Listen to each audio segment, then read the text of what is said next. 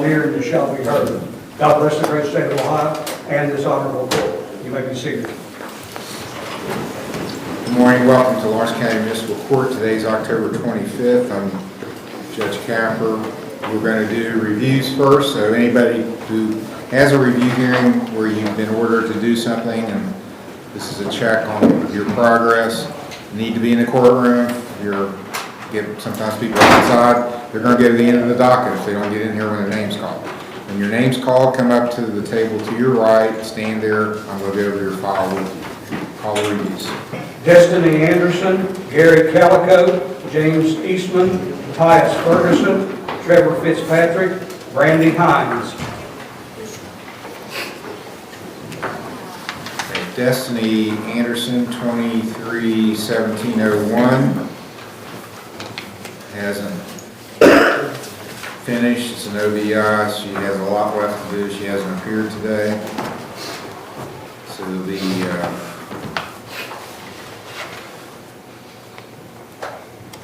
a bench warrant issued for failure to appear.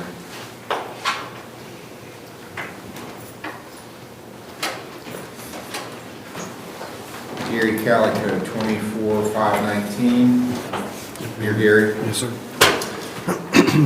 Okay, looks like the only thing I think I don't have is the DIP school, driver intervention program. Correct, sir. Every time I've had an opportunity to be able to go, I haven't had the funds to be able to pay for it. And when I've had the funds, I've actually had to work on the days that was scheduled. This coming month, I have the money appropriated and set back so I can get it this month here. What's the dates you'll be going? I can't remember. I thought it's right there around the 12th, I think, of November.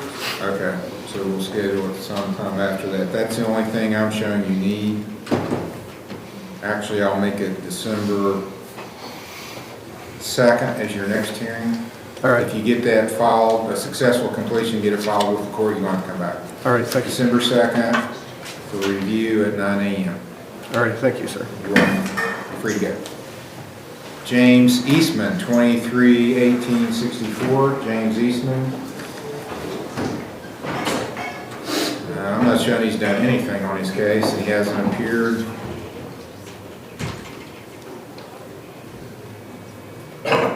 So it'll be a bench warrant for failure to appear.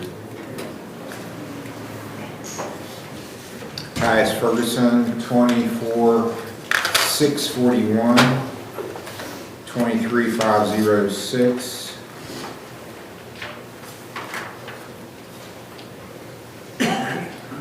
It's been called for, hasn't appeared. There'll be a bench warrant issued.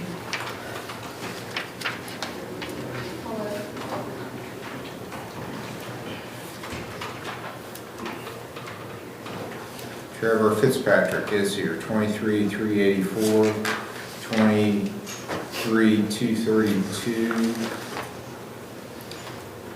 You still have community service to do. And a small amount of fine, $85 left on your fines.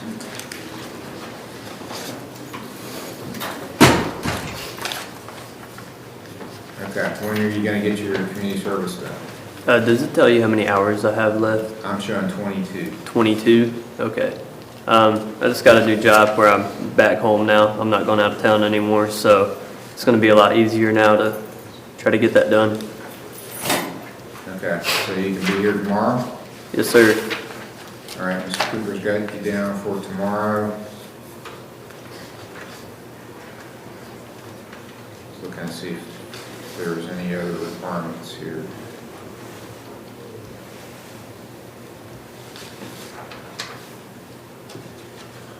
Okay, yeah, I did not order you to go to the driver intervention program, so that'll finish you up. Pay off your fine, finish your community service, you'll be finished.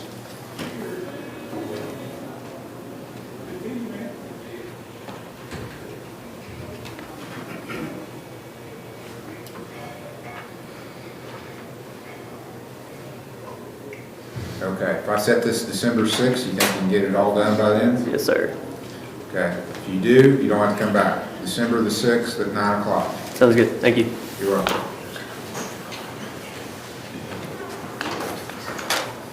Brandy Hines, 222783, 23182. Randy Hines, this is 2 ODIs, is not finished, has not appeared. There'll be a warrant issued for failure to appear.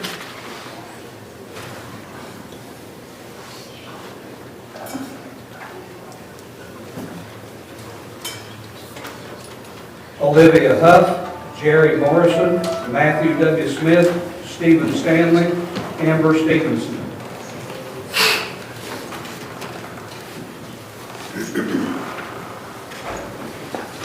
Olivia Huff, 2572, she's here today. Okay, you just have to pay off your fine. Do you have a payment on that today? Yeah, I paid $40 this morning. That's correct, I do see it now, it's fine. It is in there.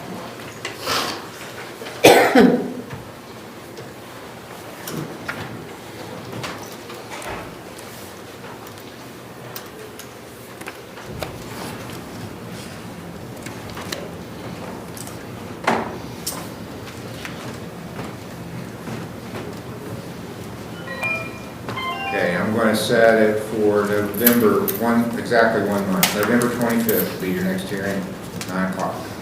Thank you. You're welcome. Jerry Morrison, 2453. Jerry's at OVP.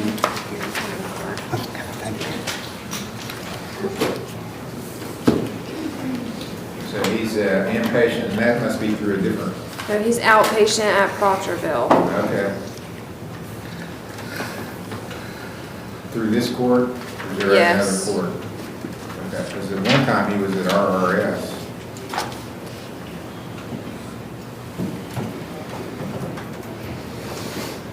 Yes, Your Honor. There was some extenuating circumstances. I had to refer him to OVP. Okay.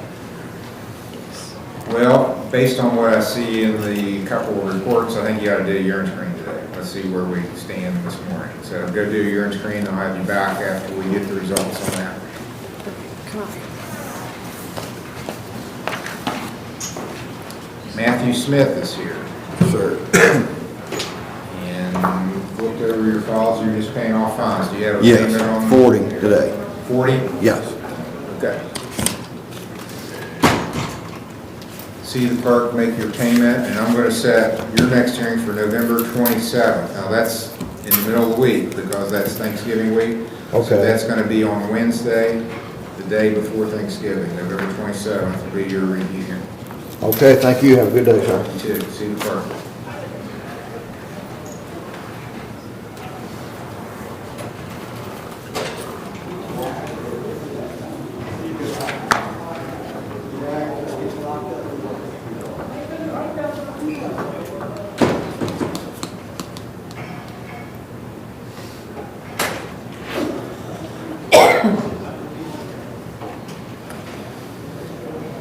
Stephen Stanley, Yes, sir.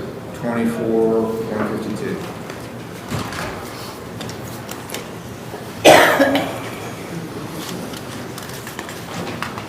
Okay, you're just paying off fines and restitution. Yes, You made a payment of $100 on October 2nd. right. I usually make another $50 payment whenever I come to court, but I just don't have it this time. All right. You made a $100 payment this month, we can live with that. So, Okay. let's see. I'll set you for November 27th also, so that's the Wednesday before Thanksgiving. Okay. Thank 9 you, sir. o'clock, November 27th, All right, thank you.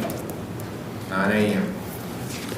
Amber Stevenson is here, 24-386. Your Honor, Ms. Stevenson admitted to OVP inpatient, I believe on the 20th voluntarily. Okay, So we are working with her. We would like to see her finish at least the 30 days at OVP.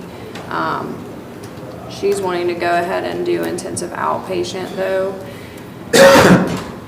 well, I was gonna, since she's inpatient, I won't order a screen. She had a screening about 2 weeks ago, which I don't know if you've seen it, but. Yeah, her screens are good at this point because she's Okay. been at OVP for a week, so she is doing well. Okay, I think that's a good plan. I applaud what you did to go inpatient. So I Yeah. think it's the right course. I was just gonna see, since I'm doing the inpatient, could I continue doing the inpatient, outpatient with them? Yeah. Well, when's her out date gonna be? She would be due to complete the middle of November. Okay, why don't we come back around that time and then we'll have a better idea, how did you do, how are you feeling? You know, you need to talk to your counselor. They'll come up with a plan for you as you leave inpatient, you know. So I'm ordered to stay at that place, even though wasn't ordered to go there. Well, I think you need to go there, yeah. Because you were here a couple of weeks ago, I did a screen for you and it was bad. I mean, Is there any way that I could do the outpatient with them and try it? well, Because, we've tried that before. no, I haven't been with them doing outpatient with them. If I may, Yes. I contacted the Wayne County CPS on this case, and they are strongly advising inpatient. She has a lot of legal things going on.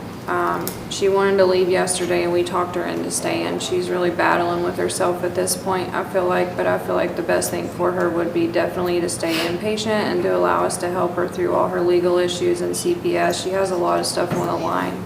So you got some kind of child protective case in Wayne County, right? Yeah, but I still have custody. Who's your lawyer over there? Do you have a lawyer? No, I have custody of my little girl still. Who's got her now? Her dad's family and him. Well, she's safe then, right? Yeah. Well, I I've have, been doing this for a while, and I've seen a lot of people in your situation, a lot of families dealing, you know, it's very common in our community for people to have substance use problems. It's a epidemic, actually, in our community. There's so many people that are going through the same battle you are. yeah, I just, Okay, listen, I'm not finished talking yet, okay? Then you can talk. Here's my take on it from not just your case, but watching a lot of other people. And how old's your daughter? she's 2.5, she'll be 2, 3. okay. She's fine with, if they are good people, she's good there. The best thing you can do for her is get clean. I mean, and that's not just me talking, but that's, studies show that. Now, there's no guarantees about anything raising kids. They don't come with guarantees. But I can guarantee you this, and we know this from studies. You stay dirty and keep using, the chances that your child is going to get dirty and use when they get to the 6th grade, that's actually, in this area, that's the first, the people that do the data collection and go to these treatment facilities and look at the histories and what people report. First, average use in this area for people that have a substance use problem, 6th grade. So, if you don't want that to happen, or at least decrease the chances that it's going to happen, you got to get clean. Because she's going to look to you as an example. If you're using, the chances she's going to use go way, way up. And the other thing is, she's going to be around it. That's why kids are using in the 6th grade, because there's stuff in the house that they can get a hold of, and they try it. So, I'm speaking the truth to you. So this is the most important thing right now. Do you not have a lawyer in your child custody issue in Wayne County? They didn't appoint you a lawyer? So far, we've just spoken with her CPS worker. Okay. But they're telling you this is the most important thing you can do too, I would think.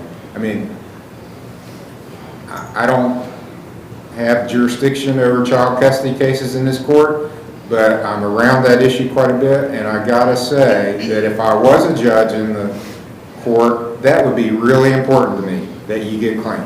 If I'm gonna give you custody back, I wanna know that, full custody with no supervision. I wanna make sure you're staying clean, for the very reasons I just talked about. You're leading this child down the wrong path if you stay dirty.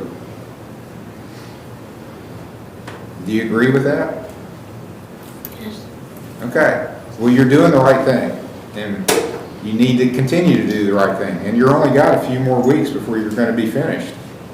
Her birthday's coming up, and I just... Well, you know, and I know that's important, and I'm sure you can call her and talk to her. She's 2.5, she's not gonna remember this. She's not gonna remember that you missed her birthday. But if you stay dirty, she's gonna know that. And it's gonna affect her. So this has got, you getting clean and staying clean, that's the number one priority. That is more important than her birthday today. Because she's gonna have a lot more birthdays, and we want you to be clean at all those other birthdays. Okay? So let's come back, mid-November, when you're about to finish up at OVP and get a plan in place as to how you're gonna go forward. Because it's not gonna be over. I mean, your problem is, you know, I applaud you for going inpatient and doing that. That's more intensive treatment than you had, and that's the right call, but that doesn't mean that everything's done. I mean, you still have to work on this after you finish the inpatient program. You're probably gonna need to do outpatient too, Yeah. to stay clean. So why don't we come back on the 15th, November 15th. Do you have another hearing in Wayne County set? I have a hearing this week in Cabell County. Okay, what's that about? It's actually what started a CPS case. It was for Coles. It was a Okay. theft charge, and she had her kid with her when she got it. Do you have an attorney in that case? No, it's already been settled, like, You're just pretty going much back it's for just a something like this to sentencing. review? It's just a sentencing. Okay. Well, again, just from my knowledge of the court system, the best possible outcome you're going to get is to go in there and show them that you're taking responsibility for your sobriety, that you're doing something about it, that you're going to be clean. That's what the judge wants to see. So don't leave treatment early. You know, stick it out, finish it up, and continue on with outpatient down the road. So I'll see you on November the 15th. You'll either be about finished or finishing up then at OVP, and we'll talk about what we're going to do going forward to keep you clean. Okay? Okay, you're doing the right thing. Keep it up. Thank you, Your Honor. You're welcome. Okay, that finishes the reviews. We're going to start the arraignments now. Arraignment is what we call a new first hearing on a new case. If you think you missed the review, should have been called, go to check in with the clerk. We didn't know you were here today. You won't be on the docket. When your name's called, come up to the table to your right, stand there. We're going to go over the charge with you. You have the right to remain silent. You don't have to say anything during this hearing. If you choose to make statements, what you're saying is all being recorded. So if you get up, and I've had people do this, get up and say, yeah, I did it, first thing out of their mouth, that can be used against you. That's an admission. Admissions are a big deal in law. You admit you did it, this guy right here is going to use that against you. He's the prosecutor. So you don't have to say anything. You have a right to talk to a lawyer. You have a right to have one appointed if you can't afford it. You have a right to bail and to make the state prove any charge against you beyond a reasonable doubt. If you enter a guilty plea or a no contest plea, you're waiving all those rights, and you shouldn't do that if you don't understand the proceedings, if you are confused, if you want to have a lawyer, if you want a trial in your case, any of those reasons, enter a not guilty plea. That's the safest plea you can enter. Call the first case. State of Ohio versus Patricia White, case number CRB 24632.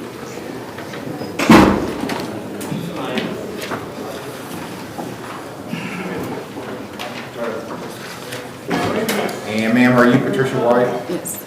Ms. White, it's alleged that Fayette Township, September 23rd of this year, you knowingly caused or tried to cause physical harm to Allison Grace Paisley. The charge is assault. It's a first-degree misdemeanor, maximum penalty 6 months in jail, $1,000 fine. Do you understand the charge? Yes, sir. Do you understand the rights you have? Yes, sir. How do you plead to this charge? Not guilty, Your Honor. Do you want a lawyer appointed to represent you? No. Are you gonna hire a lawyer? Yes. Okay, how much, well, let me tell you what I'm looking at as a hearing date, and then you can tell me if you need more time than that.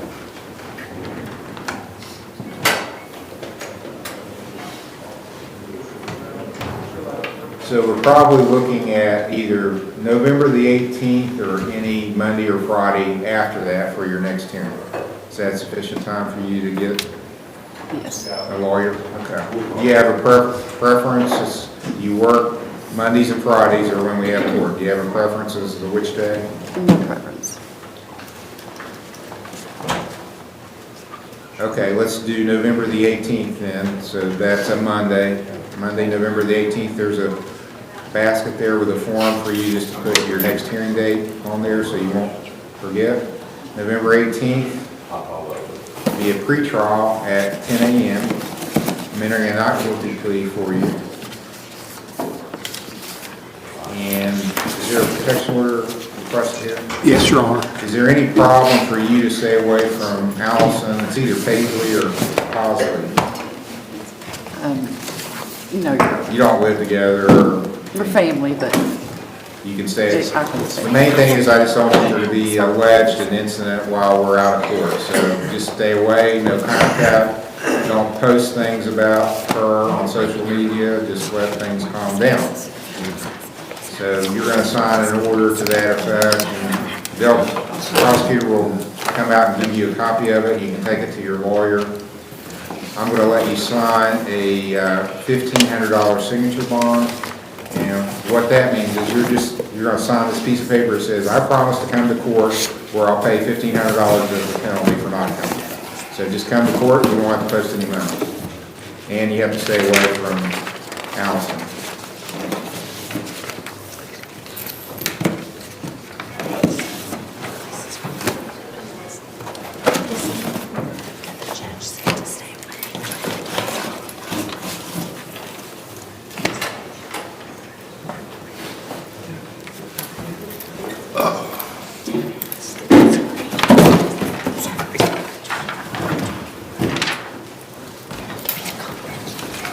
Okay, I've set your next one for November the 18th.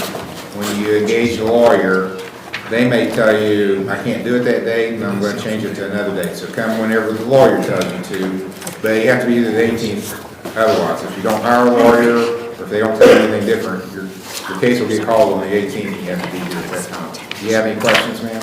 No, Okay, that's all. You're free to go. thank you.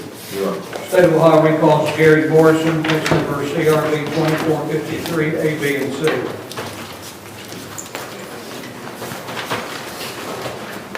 Okay, Mr. Morrison has an acceptable screen, so that's good. And you're going to continue with OVP, right? Yes, sir. And that's the only thing you've got left to do. So I'm going to set this in December. If you continue there and get good reports, we may finish it up then. Let's set it for December 20th. Your next hearing is December 20th. I'm going to write that down in the Yes, sir. form there, and for you to do that on December 20th at 9 a.m.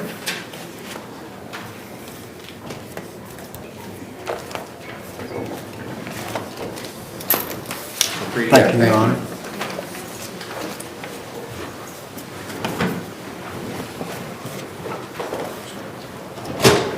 State of Ohio versus Jason Wilson, case number TRD 2218.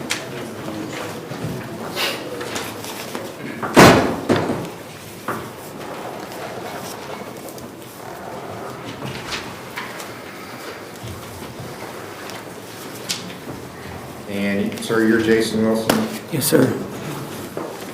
It's an old case.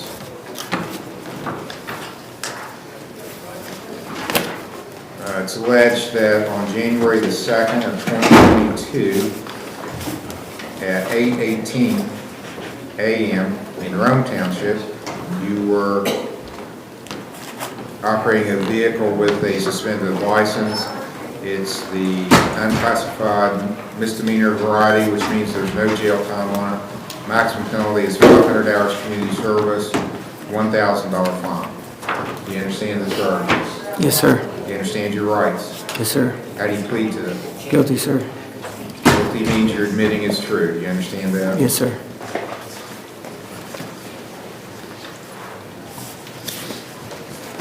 Okay, this was State Highway Patrol citation. The officer says, I was going north, State Route 7, near milepost 11, behind a green Oldsmobile sedan.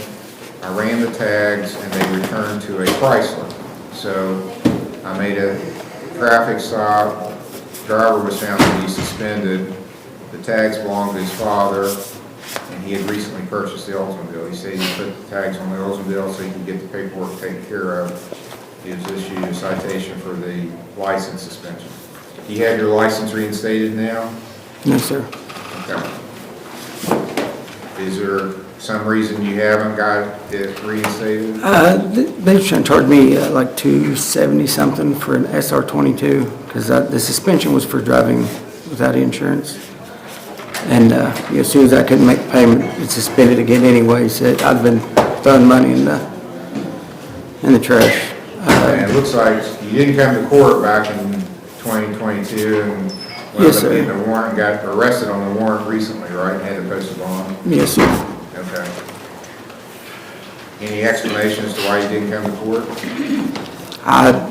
It's been so long. I know I was working out of town doing asbestos abatement, but I mean, no good reason, just excuse. I mean, I'm not going to waste your time with it. Okay. Well, a lot of other people waste my time with Yeah, excuses that are I not mean, good, so- I was working out of town at the time, but I should have got in Well, here. it sounds like a pretty good job. I can't imagine you don't need your license doing that. Don't you need a driver's license? That he pulled me over driving to Cold Grove Middle School. We was doing abatement work on it for the, Yeah. Okay, and this is going to be another problem because I'm assuming you didn't have insurance on the vehicle, no insurance on the vehicle. on this one? When Yes. this happened? Yeah. Because it's my dad's vehicle. Insurance tags were good. Because if you don't show proof of insurance, there's a little box on there for the officer to check that. They don't file a charge against you, but when it hits the BMV, they're going to look at that, they're going to give you suspension for driving without proof of insurance. Yes, sir. Like I said, my dad keeps insurance on his vehicles, so that's the reason I had insurance. But it wasn't on this, the one you were driving, the tag was off his vehicle, right? Yes, but it was recently, I think 30 days you got to switch the tags. Well, I mean, you want to go back and try to get me proof that you had insurance? I probably couldn't if I tried, sir. Okay. Because I mean, since we process, we don't do it, but we send it on to the BMV, Ohio BMV, that's who controls your driver's license. yes, sir. They're going to see this, you're going to get another suspension. Well, he's kept the same insurance for years, so where it's online, I may be able to get that tracked down. Well, let me suggest something. If you think you can do it, because here, you can show it to the BMV. Yes, sir. If I can. But have you ever tried to talk to somebody at the BMV? No, sir. Okay, I have. And I'm going to go, this is just, I haven't done a scientific study, but I'm going to say if you call there 20 times, Oh, you're you saying might get in once. in general, yeah. I mean, it usually rings busy. I believe last time I was Now, there, you can go to one of the local, there's one in Proctorville, one in Ironton, and supposedly deal with them and get an actual person to talk to. But this is I can delay the sentencing and let you try to get your proof of insurance and bring it to me, then I can tell them, yeah, you had proof of insurance back then. I'd appreciate Or I that. can just go ahead and process it, then you'll have to deal with them. I'd appreciate the time if you could allow it. Come back and try to show me you had insurance? Yes, if you can do that, sir. A month out to get that, because it might be harder than you think. Yeah, well, Okay. I'll do my best. So what I would suggest, again, I just didn't start doing this last week, so I've been doing this a while. You need to start today, looking for the insurance and jumping through the hoops you think you can get, that will get you proof of insurance. And I need something from the company saying, and it has to be the date of this ticket, not Can you tell me what after. date? The day of the ticket was January the 2nd, 2022. So you had to have insurance on here's the way it worked. Either this 1998 Oldsmobile had to have insurance, which would cover you while you're driving it, or if you had a policy in your name, that would be acceptable, because if you had a policy in your name where you're a known insured and you just bought this vehicle, that's where the 30 days comes in. You have 30 days to get coverage. So those two things would show proof.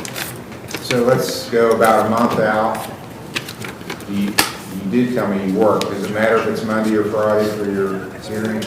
No, sir. I'm actually not working right now. Okay. I left CSI to go to St. Mary's, and then left there, went to Mildred Bateman, and I was working there through Manpower, and they lost their contract, so Okay. I'm trying to get back on there through Joyce.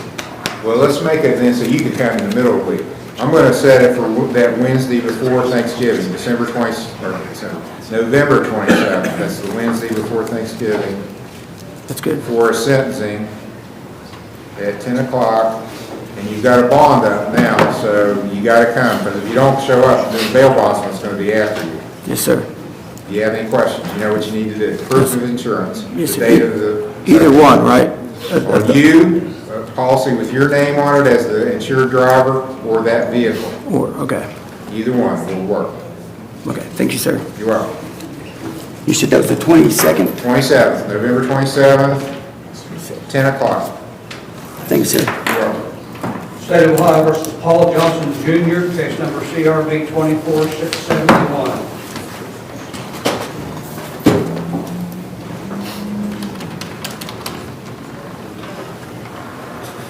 Paul Johnson. Yes.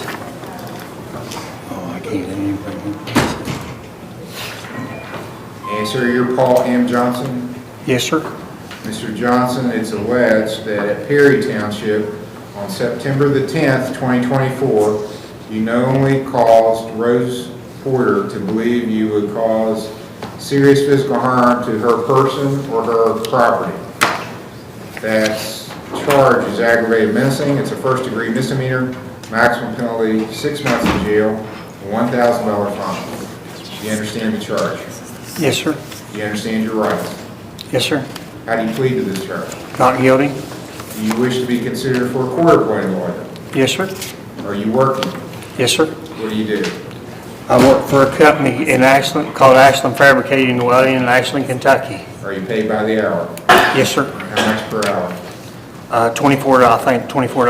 Well, you're probably not going to be eligible. Is that a 40-hour week? Yes, sir. I have to determine your gross annual income. That's not being nosy. So you're making right at 50 grand a year total? Gross? No, I don't think so. That's the I don't know. numbers in times 4 is pretty easy. Yeah. Well, I just got a raise, you know what I'm saying? So I really don't know. Around 40 probably. Do you have children you're supporting? No, sir. Okay. You're not eligible for a court-appointed lawyer. You have to have your own lawyer. Okay, all right. Mr. Field. Your Honor, one thing that I think might go a long way in resolving this for Mr. Johnson is that if he were to vacate the place where he's been staying with the victim in this, if he would agree to move out of there, that's a lot of probably what we are seeking in this case. So I don't know whether he's already moved out or whether he intends to, but we're going to ask for a protection order. Do you have any response to that? Yes, sir. I said I have moved in with my sister. I am the person that put up the money to get into this place. And I got receipts here made out to her. I paid all the bills and stuff like that, and I never, ever threatened her. But I was in court about a month and a half ago in court at Ironton, and she admitted to punching me in the face and punching me in the groins. And I've never laid a hand on her, never cussed at her or anything. I just turned around and walked away. But I didn't have this problem until she got mad at me one day when we was in the car. And she was screaming at me for 20 to 40 minutes, slamming her hands against the steering wheel like a raving idiot, and me begging her to stop. So, when we got home, I told her, I says, well, Mr. Johnson, let me stop you because today's not the trial, so. oh, One okay. thing you need to understand, I know you're not a lawyer, but I did say this at the beginning. Everything you say here today is on the record. Oh, Here's the problem for you. It's probably not going to help you any, but it could hurt you, because you might admit something that's damaging to your case. And the smarter play is just to keep silent, and then if you have stuff you want to say it when it's going to count, like at the trial. Today is not the trial, so. Now, I take it from what you're saying, you're not living with her anyway at this point. no, I'm staying with my sister's place. It took every dime I could to get us into this place. Okay. And, you know, when she tried to get me to leave, I had $162 in the bank after putting up $2,100 for the first and last and deposit. But the key to it is she asked me, can we get this place? I said, Okay. Well, I can't help you with that.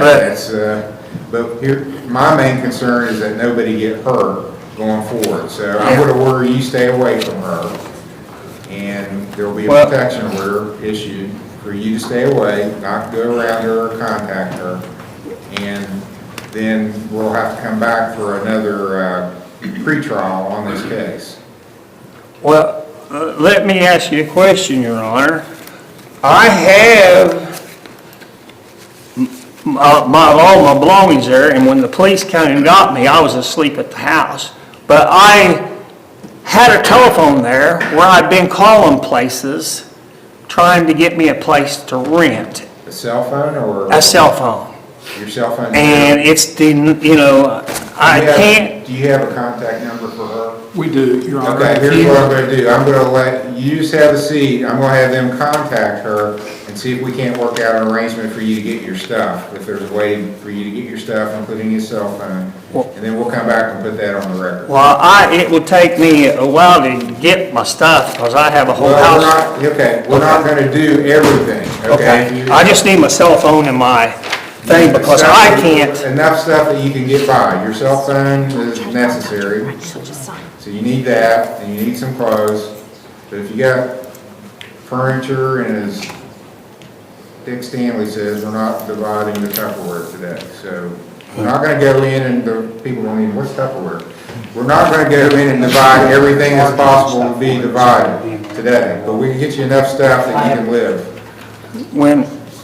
So let them call, have a seat, we'll recall after they talk with her and see if we can work out something to get you your stuff. State of Ohio versus William Wilburn. Case number TRC 23272, A, B, and C.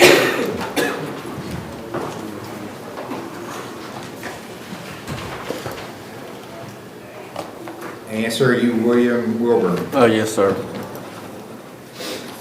Okay, Mr. Wilburn. It's alleged, you missed a review hearing, but it was just a week ago, so it wasn't too long ago. Yes, sir. So you came in pretty quick. I think the only thing that you need to do is the driver intervention program. Yeah, I just started a new job. I was just waiting to get personal days to take that. Because they said they started like a Thursday night to Sunday morning or something like that. I work Monday through Friday. Yeah, well, you're going to have to take some time off to do it. I mean, Yeah, I get personal days in December. Okay, all right, so I'll cancel I don't think there actually was a warrant issued yet, but there would have been a warrant, so I'll cancel it. I'll give you some time. Are you going to go to the one here in Lawrence County? Yeah, I think they started the one back up in Ironton, didn't they? True, but I don't think they're doing one in November, and I think it's going to be January before they do another one. Is there anybody here? Yeah, it'll be January. Okay. So you can do the one here. You don't have to go to the one here. You can go to any program that's approved by the state. There's another one in Portsmouth, and the big cities are going to have several. Yeah. as an option, you can go there. But you gotta, here's what the legislature told me, they pass laws and I'm supposed to enforce them. They say, you either gotta go to this program and finish it, or I gotta put you in jail. Yeah. On an OBI, that's the choice. You either go to one of these programs, show you finished it successfully, or I've gotta give you jail time, a minimum of 3 days. You don't wanna go to jail for 3 days. No. Okay. So, get this done.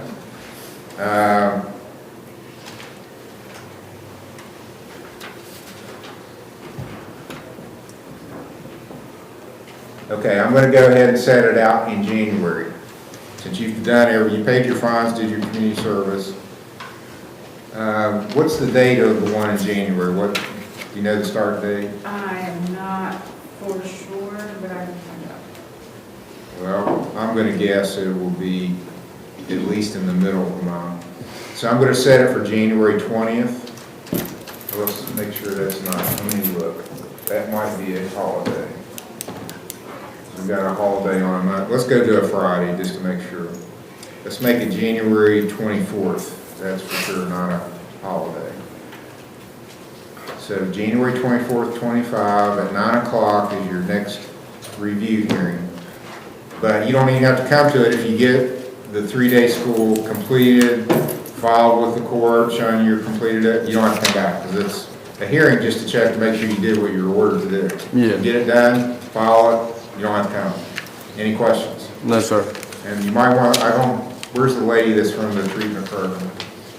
Because I think she's behind you, I can't see her. Can you raise your hand? Who, me? Oh, okay, I couldn't see. I don't think that we have him in treatment. Oh, you're not from the treatment program, because sometimes they have people here, so we don't have anybody here from the treatment program today, I don't think. Now, you're with him, okay.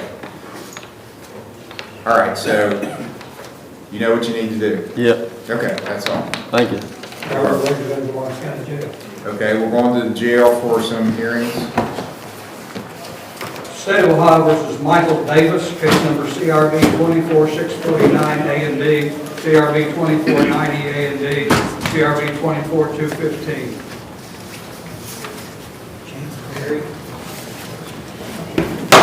This is Mr. Steyer's case. It's set for pretrial today. We have a number of cases where Mr. Davis was sentenced and allegedly failed to appear for his jail report date, and a new disorderly conduct and resisting arrest related to an arrest following that alleged failure to appear. I believe Mr. Davis is at this point open to the possibility of going into treatment. How long have you been in at this point? Today's 18 days. I was already going through an outpatient OPP, and I was starting to serve the OPP in Crawford. Okay, well, hang on just a second. That sounds right. I think we plan to bring this back right around the time that the initial 20-day sentence would have been completed, without necessarily the expectation that he would be allowed out at that point, but we recognize that he's going to at least be in for the 20 days, which at this point would leave us until at least Monday. Well, Sunday, I guess, but as a practical matter, Monday. I think it may be worthwhile at this point to have him assessed by a treatment provider, and maybe he'd set this back for, actually, is next Monday a court day? The 28th. Yeah. Maybe set this back for Monday, and at that point, he would have the 20 days in at least, and we'd have an idea about what he'd be looking at for treatment. What's the state's position? Well, recognizing that, but he went into custody on the 7th, Your Honor. Okay. So he was supposed to report to do his 20 days and didn't. And then, So I don't think he necessarily just gets 20 days then. he's got 180 days. Sir, it's not going to help you to talk right now. And then he got new charges, including a resisting arrest. I'm assuming that happened when they arrested him for not going to jail originally. So I like the idea of him going to treatment, but I don't think that the 20 days should stand as his, the amount of time that he does in jail. I think that there needs to be a reckoning with the resisting arrest and the disorderly conduct before we ever talk about how much total jail time he should do and when he should go to treatment.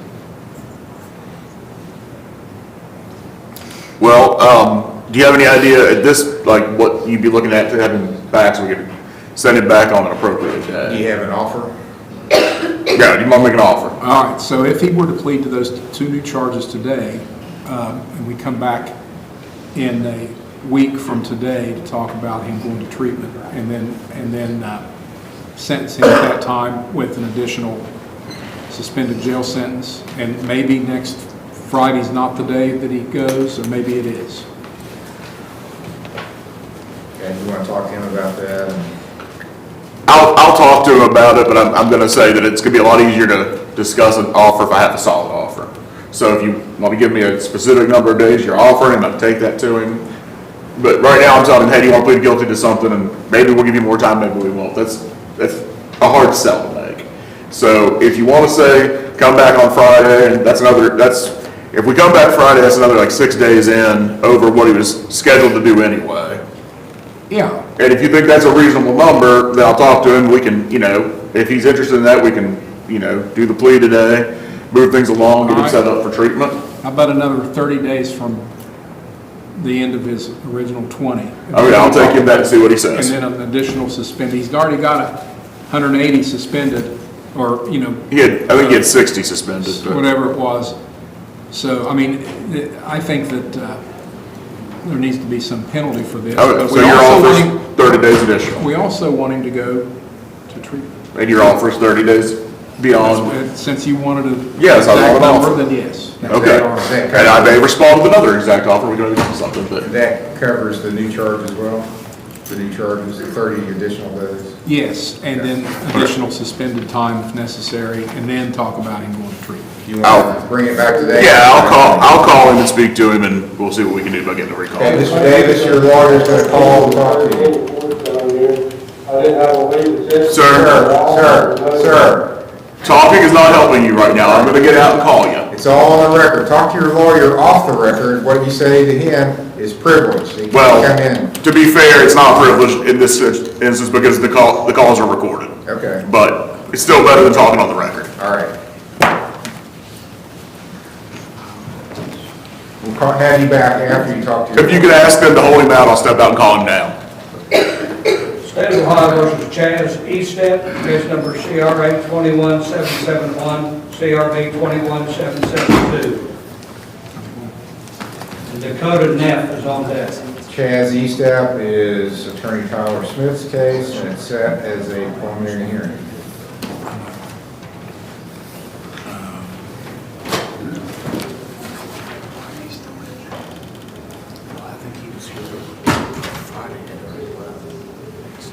Your Honor, was he picked up on a warrant? Because I believe this is one that maybe he appeared Friday after I He died. failed to appear,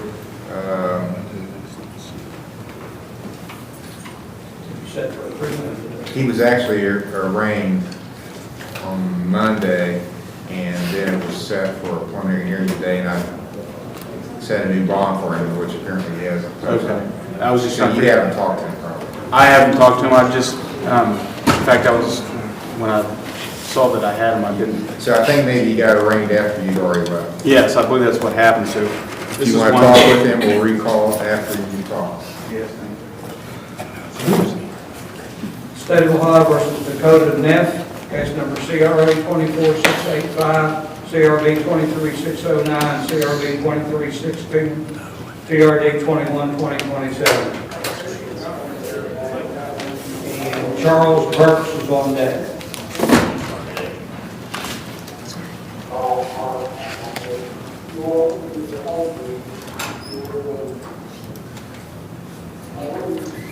Sir, you're Dakota Neff? Can you hear me okay, Mr. Neff? You have a right to remain silent. You don't have to say anything. If you do make statements, they can be used against you. You have a right to have an attorney, to have one appointed if you can't afford one. You have a right to bail and to make the state prove charges beyond a reasonable doubt. You understand those things? Yes, Your Honor. Okay, we're getting some background noise. I don't know what's going on. I think that's somebody talking down in the area where they're at in jail. But we usually don't get that. If we could ask the jailer to cut off whatever the background noise is. It's coming through and interfering with the arraignment. Okay, let me go over the charges with you. 23609, still there. Can we call the sheriff's office, please? I don't know, this just started happening before, we weren't getting any background. It should only be coming through him. I can't hear you. Okay, well, we're getting some kind of interference in the transmission, so you just sit still. We're gonna go ahead and do some hearings here. When we get it straightened out, we'll come I back. can hear you now. Okay, just wait. We'll get back to you. Call some cases here.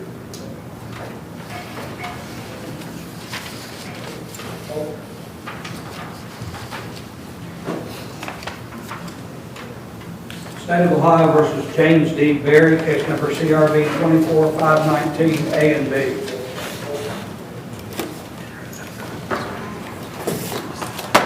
This is Mr. Smith's case. It is, Set Judge. for pretrial. It is. This was originally, 2 weeks ago when I was out of town. I've now had a chance to talk to my client. It's his intention to do a no contest plea to the trespass charge with a stipulation of facts sufficient to find him guilty, and the state, in return for that plea, I believe is going to dismiss the theft charge, and he would receive some type of suspended jail sentence and fine. Mr. Hill.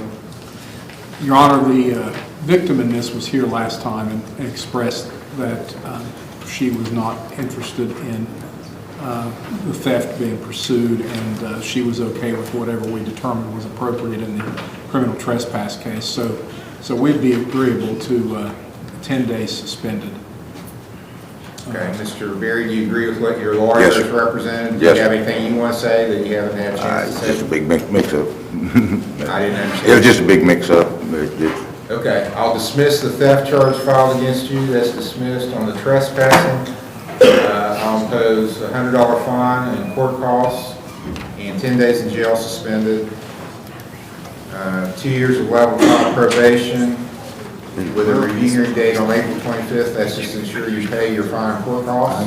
You don't have to come to it if you do pay the fine and court costs before then. April 25th, 9 a.m. You'll need to check in with Mr. Major today about his probation, then he's free to go.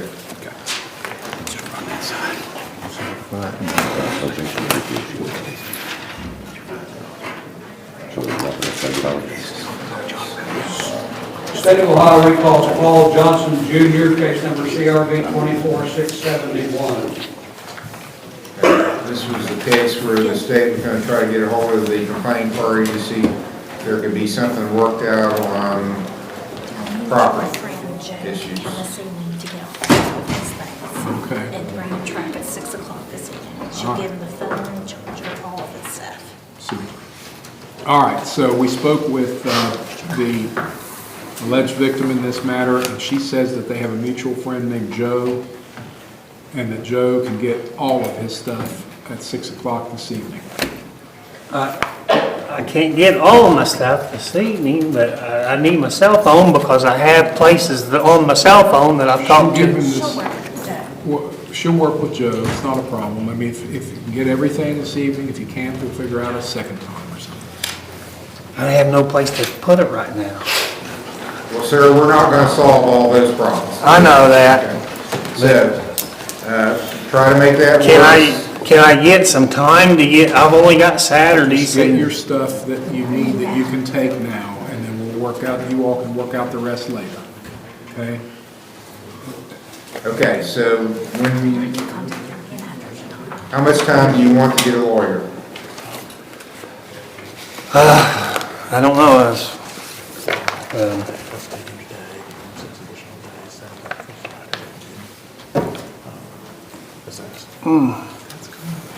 I've had so much aggravation and stuff here lately from her. Can we put this off till almost Thanksgiving? I can put it off in a month or so Yeah. that's pretty close to Thanksgiving. Okay, Let's set it for the Monday before Thanksgiving. okay. That's November 25th.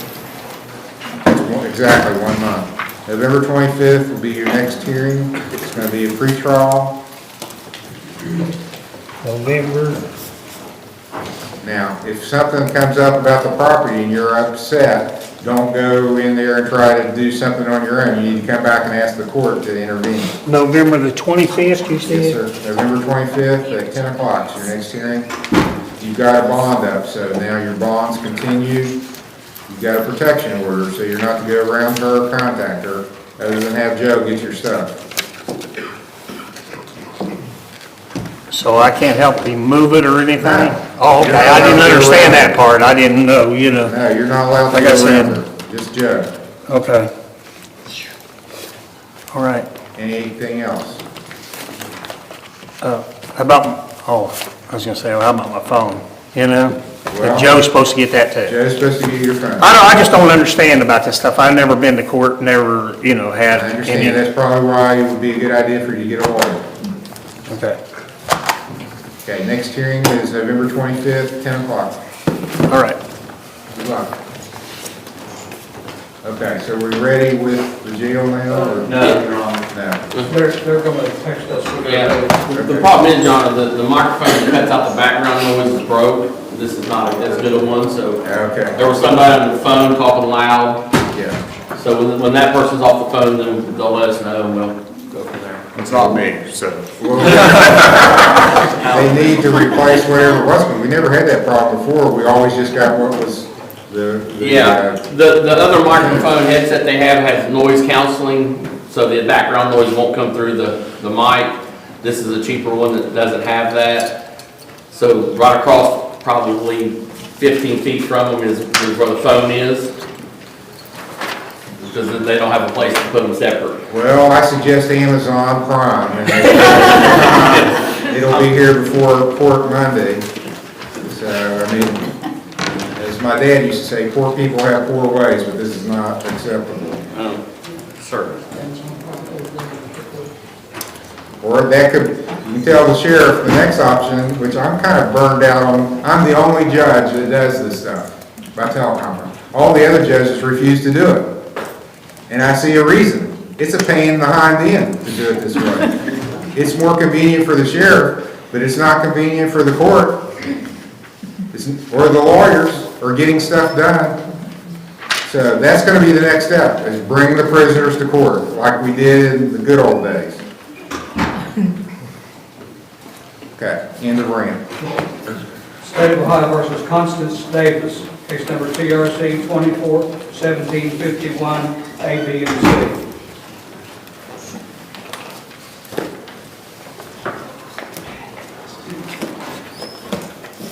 This is Mr. Smith's case for pretrial. Thank you.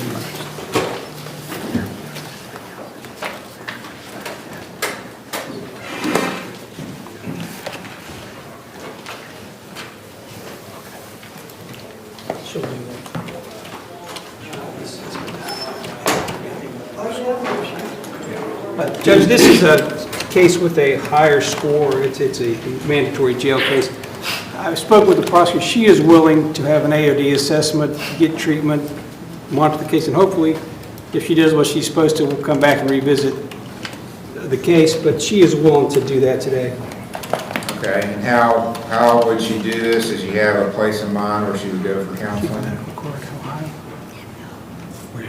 How do you pay for your medical treatment? I don't have any insurance right now.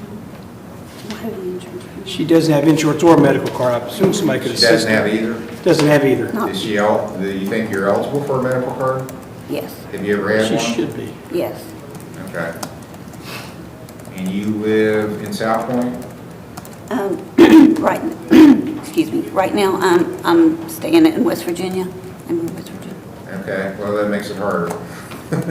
Are you temporarily staying, or did you move to West Virginia with the intention of staying there indefinitely, that which makes you a West Virginia resident? No, temporary. Okay.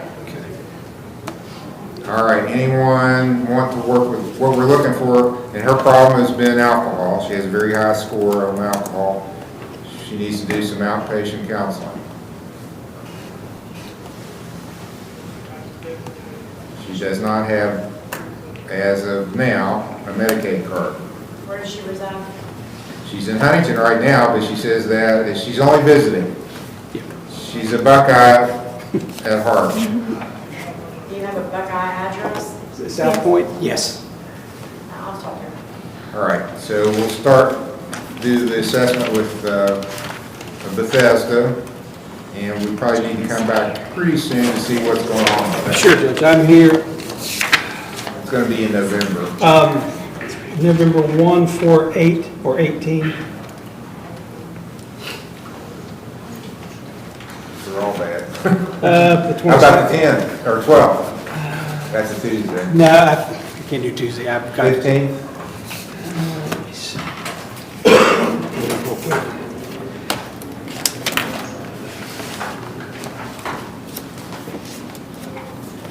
It's supposed to be day 2 of a jury trial with Judge Ballard starting Thursday the 14th. Well, let's do the 8th then. You said the 8th you were. The 8th, yes, Judge, I can do that. Okay, November 8th. And Your Honor, I did have, I spoke with Mr. Hill, it's been more than 15 days. I did have a proposed entry. She did take a test, and I think I'll be able to travel to counseling appointments and things, if that's okay with the court. All right, she took a test. She did. Yes. Approach. Yes.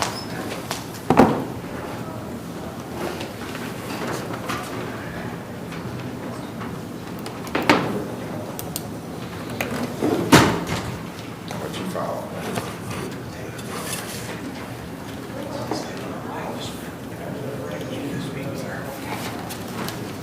State of Ohio versus Tracy James McDonald, case number TRC 22-2574, A, B, C, D, and E.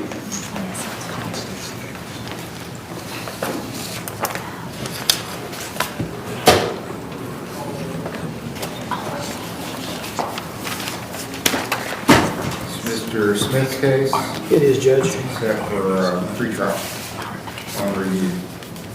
I think we were here, excuse me, last time he was on the teleconference and there was an issue, and I didn't write down what it was. We want him in person this time, so he's appeared in person. So I think we need a report from the I think that is what, yeah, there was some issue last time. And there's still $50 outstanding. Probably a warrant fee. Probably.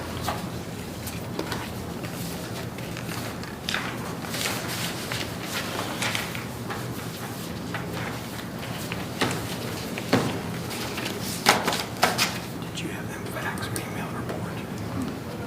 Did you have a report? Did you have them fax or email?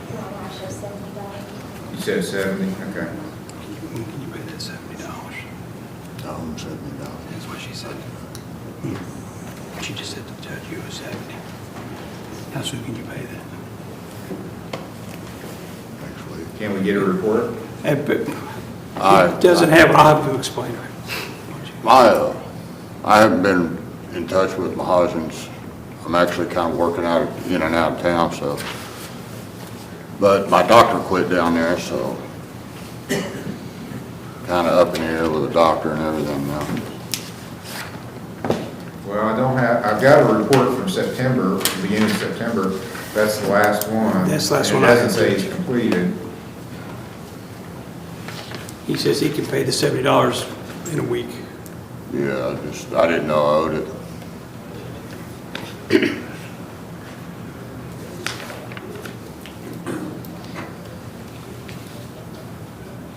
State have any input on this? I don't have the file, but I know there's a lengthy history here, and I don't really know.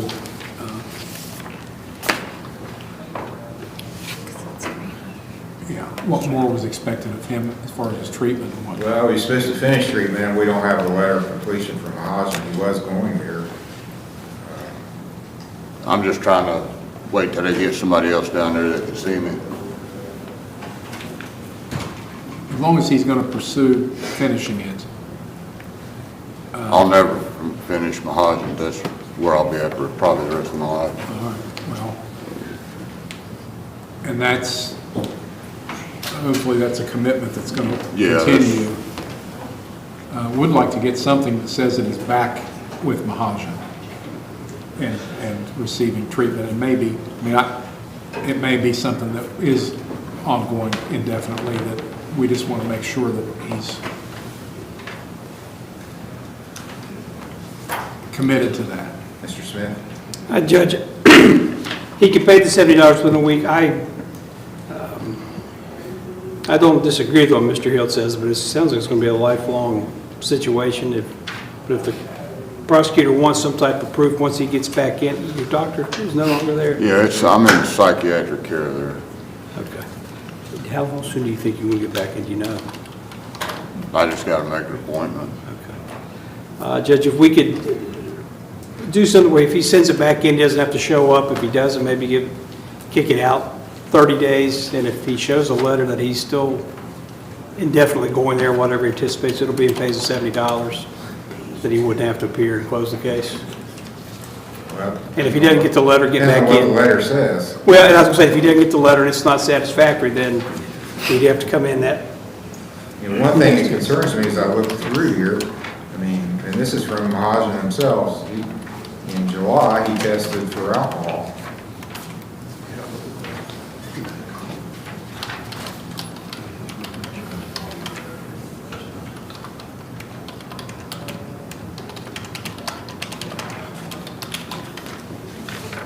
That's in their records.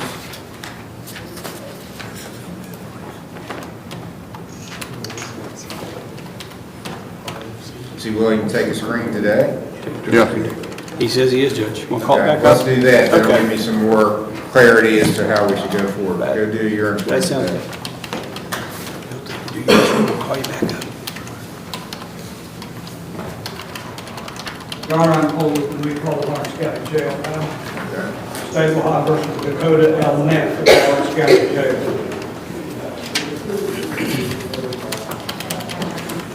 All right, Mr. Neff, can you hear me now? Yeah. All right, I'm Judge Capper. This is your arraignment hearing. You have a right to remain silent. You don't have to say anything. You have a right to have an attorney, to have one appointed if you can't afford one.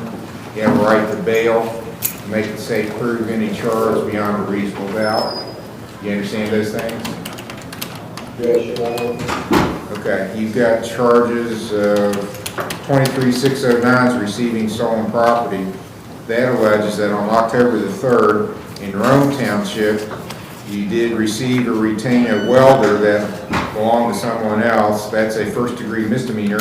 Maximum penalty, 6 months in jail, $1,000 fine. 23610 is another charge of receiving stolen property. It alleges October 3rd, Rome Township, you received or retained a 2001 Yamaha, which I'm assuming is a motorcycle, gives a VIN number. And because of the value of that property, it's alleged it's a felony 4, maximum penalty 18 months in jail, $5,000 fine. And the affidavit does say it was a motorcycle that you knew or should have done was stolen. Your Honor, I never had a motorcycle or a welder in my possession. I don't know. Okay. The cop never took the motorcycle out or anything like that.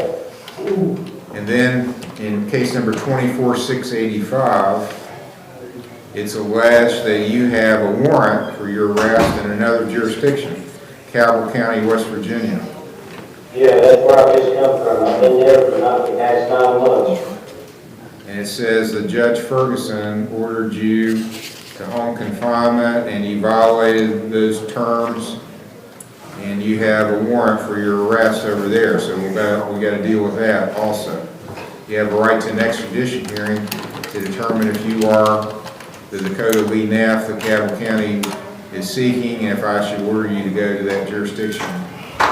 So that's pending. And then you've also got an old case here in this court, case number 21-2027, was a driving under an OVI suspension in which you got some suspended jail time in fines and court costs, and so as you didn't pay your fines and court costs and didn't come to a review hearing back in May of 2022, and there's a warrant on that also.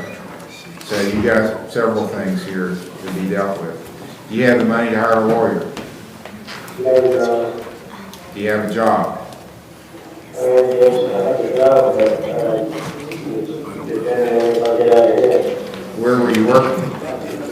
Well, I just got it down to East Tower, East Tower. Towing companies, is that what you do? Yeah, working in the garages and things.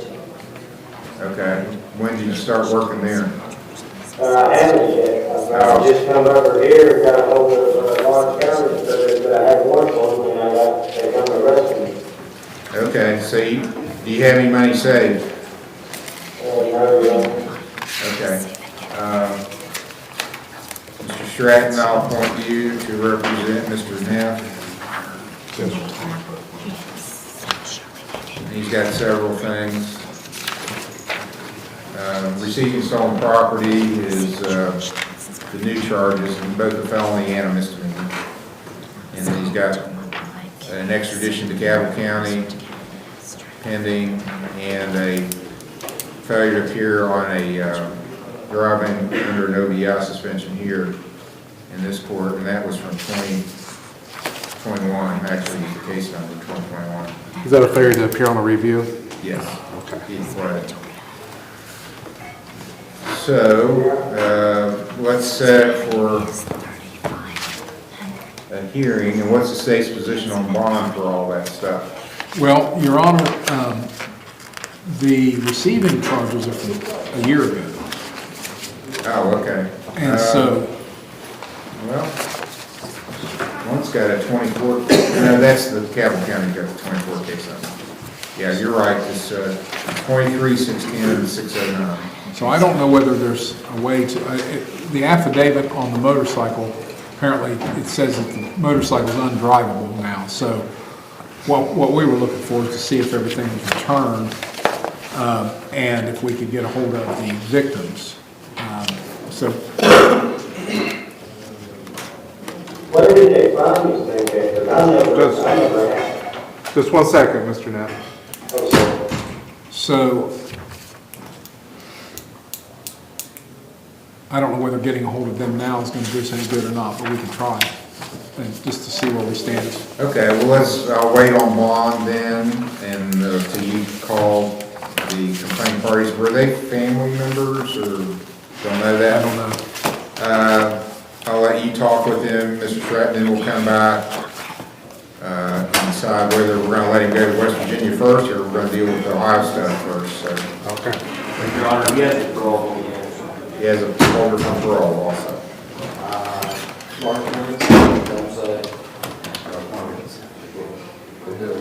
Yeah. All right, your lawyer's going to call down and talk to you, Mr. Neff. Then I'll have you back on the screen after that happens. State of Ohio versus Charles Burks, case number CRB 24687, CRA 24686. And Chaz Eastet will be on deck.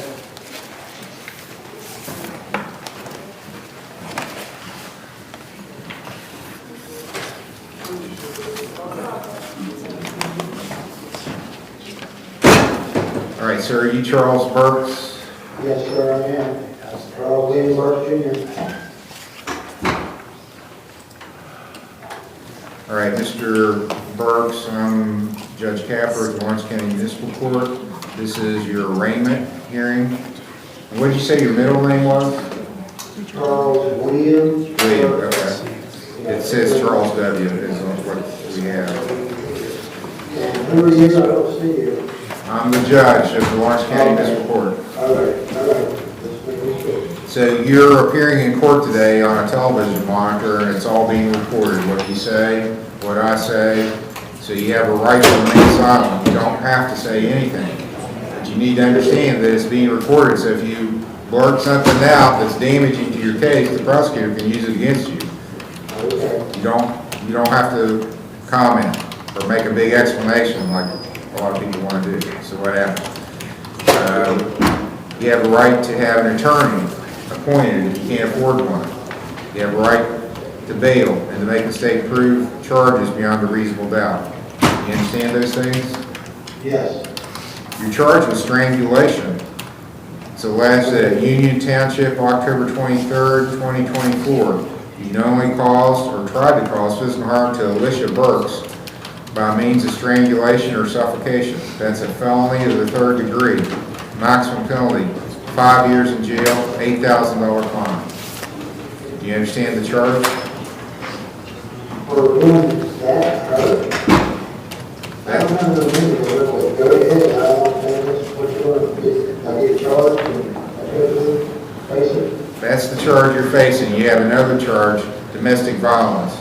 It alleges that same time and place, you knowingly caused or tried to cause physical harm to Alicia Burks, and that she's either a member of your family or lives in your household. That's a 1st degree misdemeanor, maximum penalty 6 months in jail, $1,000 fine. You understand that charge? Yeah. You have the money to hire a lawyer. Make her as what? You have money with which to hire a lawyer. I don't know if I have money, I don't know what I got. I have no name, my mind is like 2 steps up. It ain't very smart, very efficient. All right, Mr. Morford, I'm going to appoint you a lawyer, Mr. Burks. Mr. Morford, he's going to be your lawyer. He's here in court, so he's heard all that I've said. He'll call and talk to you about your case. And we're going to set it for another hearing down the road. Now, it's my understanding, I was told that application and behavioral may be involved in this. I didn't know that maybe it had gotten that far, but we were going to suggest that might be. I think he's already been evaluated by Shawnee, I was told, and was approved for going there. We just didn't know better than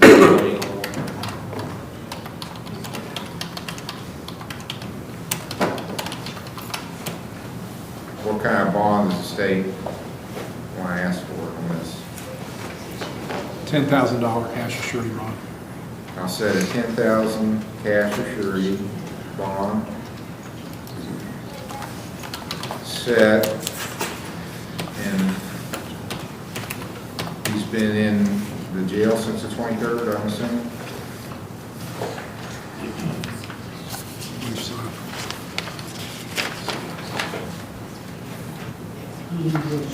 24th, Your Honor. Booked on the 24th. 24th, okay.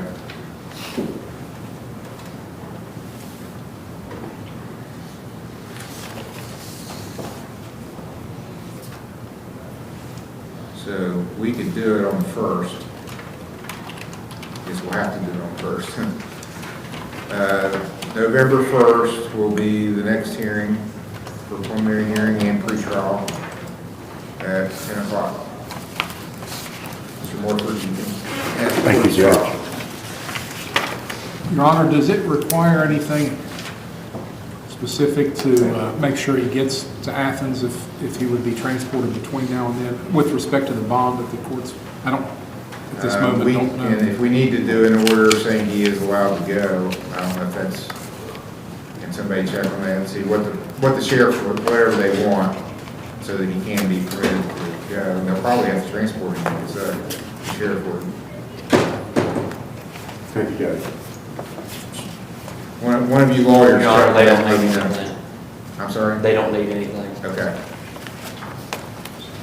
State of Ohio recalls Chaz Easted, case number CRA 21771, CRB 21772. It's Tyler Smith's case. Chaz Eastep. Mr. Smith had a chance to talk with him, I think. I did, Your Honor. I think he's, Need Chaz Eastep in the chair.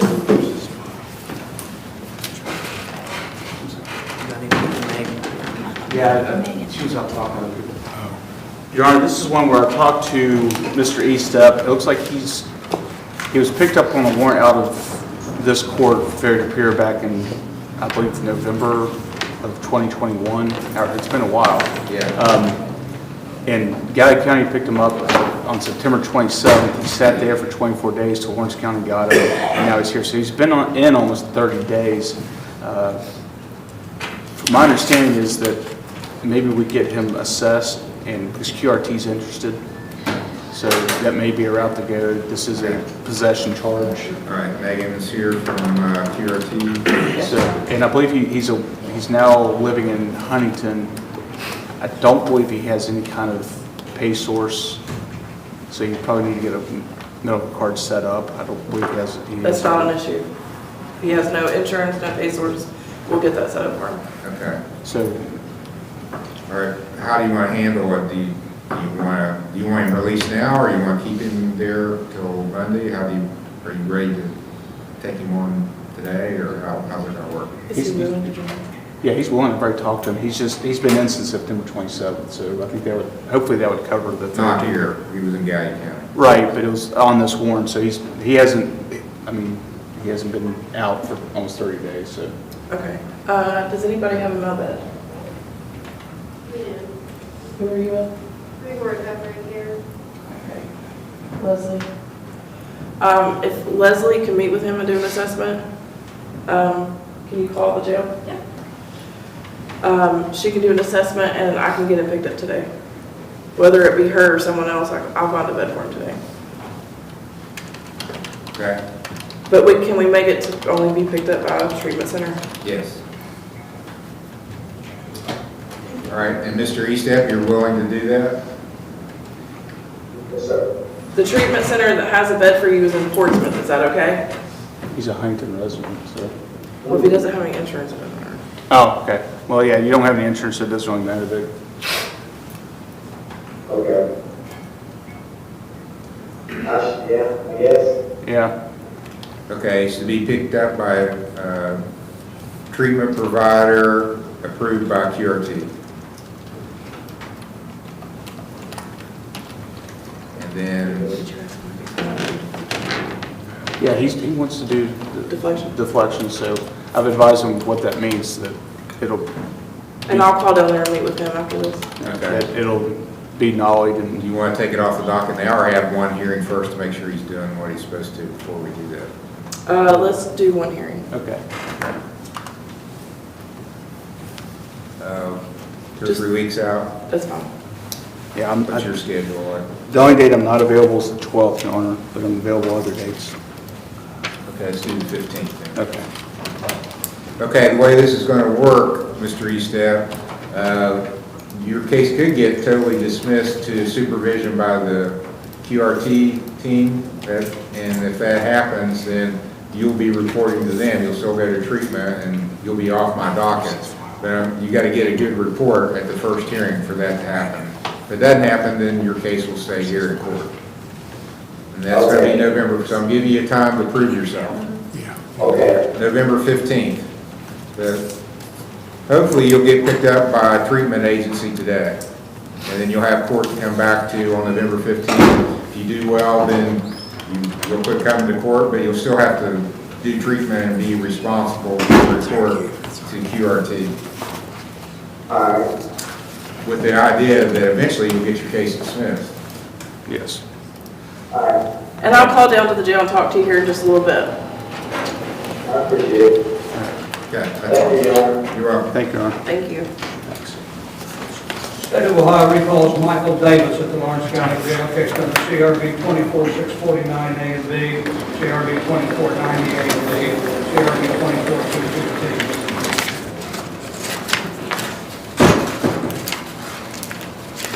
Your Honor, in discussion with Mr. Heald off the record, as well as a phone call with Mr. Davis, he would be prepared to enter a plea of guilty to the new charges. And what we would anticipate doing would be to give him, I guess it's an M2, so 90 days in jail with got to do math here, and I'm not, if I was good at math, I wouldn't be a lawyer.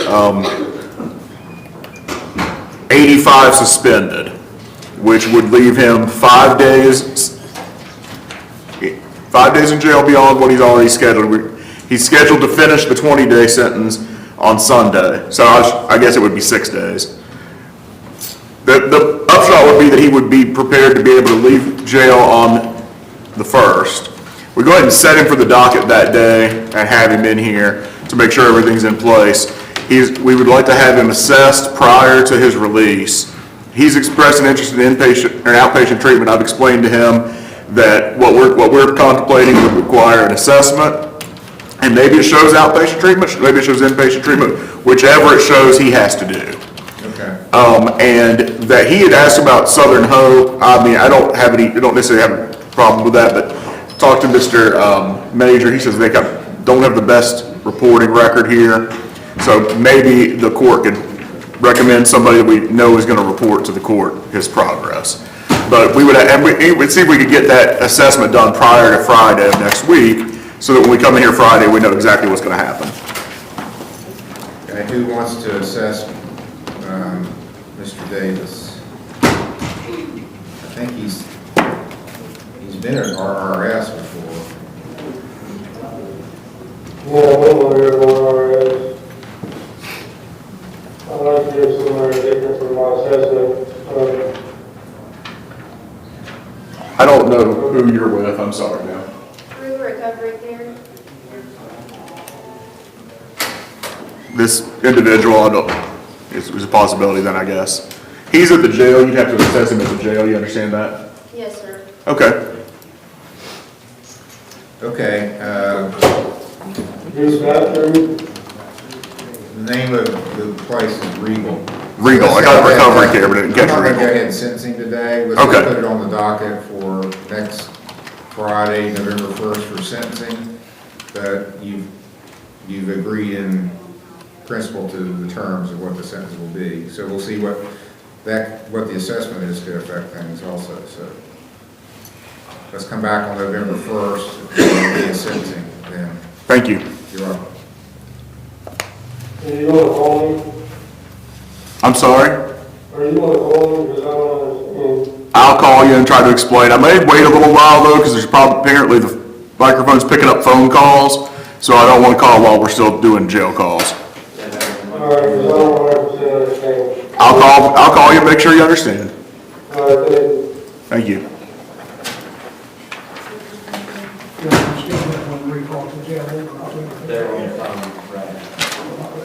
Okay. We'll finish with the jail for now. We'll come back to them. We've got one more case to do there, but they're tied up, so we'll come back to them when they're ready. State of Ohio versus Tracy McDonald, on a recall, case number CRC 222574, A, B, C, D, and E.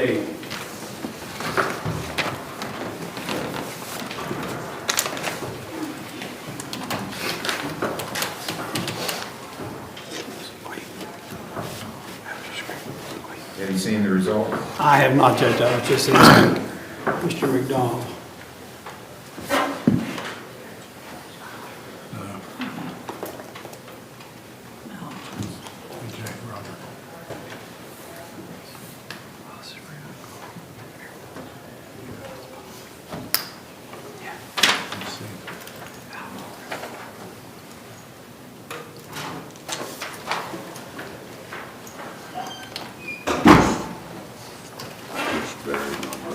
Well, I think he still needs to go back to the hospital.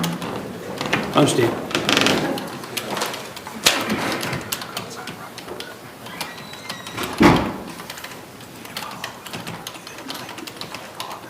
November 25th? Are you available? I'm in trial that first 3 days before Thanksgiving. I'm in the 22nd. Okay, that works. Does that work? November 22nd. November 22nd, right? For a pre-trial. Get you back in Mahaj, okay? Yeah, get a hold of it, we gotta have it. Yeah. State of Ohio versus Michaela Wells, case number CRB 24657, A and D.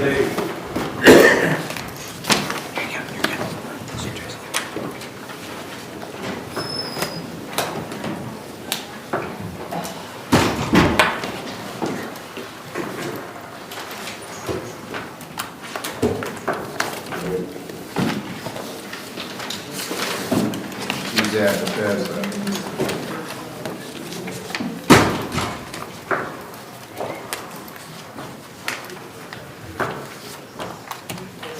May I approach, Your Honor? Yes.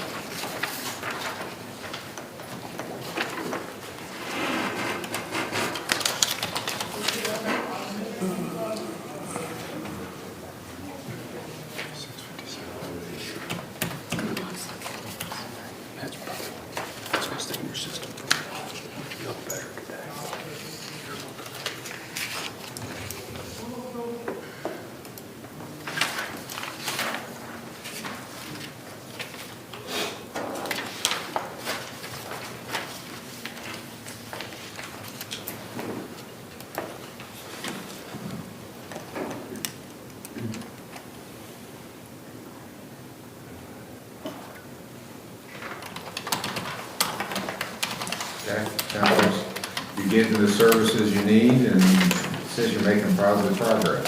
Yes. And I did advise her, I said, we're just here maybe 10 days ago. She already looks completely different just from when we were here last time, so. Yes, so very important.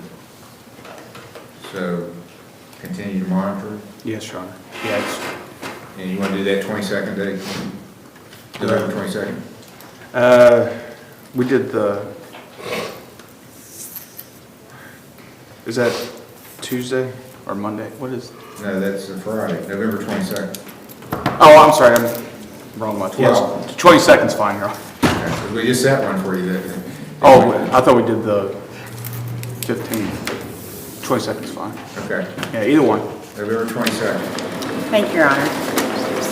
Okay. Good job, keep it up. State of Ohio versus Leonard E. Johnson Jr., case number CRB 23401, CRA 22276, and CRB 22278, and CRB 17156.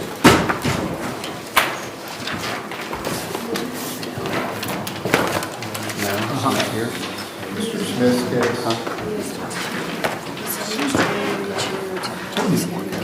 He says he's at OVP all day. I told him.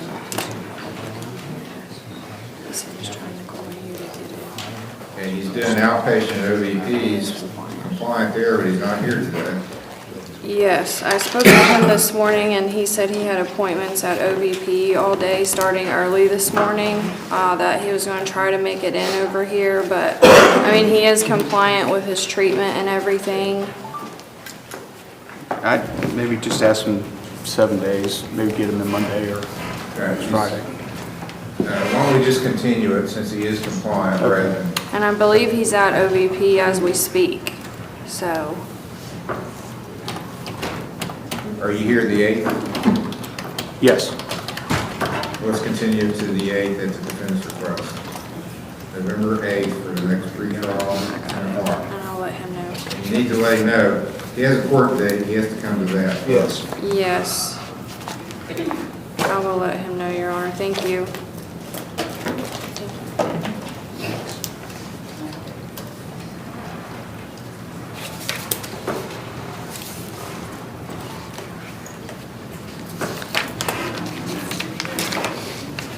State of Ohio versus David Dinoff, case number CRB 24208, A and B, CRD 1915 and 17. You know, this is set for preliminary, Mr. Smith has a hearing in the court. All right, this is preliminary hearing. He's at the best. Your Honor, I apologize. For some reason, his report didn't print with the rest of them. And Mr. Danoff has done amazing in treatment. He is scheduled to graduate this coming Thursday on Halloween. And he also has a flight out to Oregon to be a firefighter on Friday. Okay. Mr. Hill? Well, that's all good news. We, of course, want to make sure that he makes it across the finish line and gets on that airplane. So, what days he leave? He leaves Friday. So, you'll know if he gets on the airplane? Absolutely. Maybe we set it for Friday if he's, let's see, what do we got? We got possession, yeah, we would be okay with dismissing it on Friday if he's not here, if he makes it. Okay, now he still has, he's got an old case where he is community service and bond the cost they never paid. 19, 15, 17. He will be out in Oregon. You'll have to. Can we get the totals of that, and is it possible that he could possibly, $435 and 5 days of service. could he do it in Oregon if he, Yeah. We'll take money from Oregon too.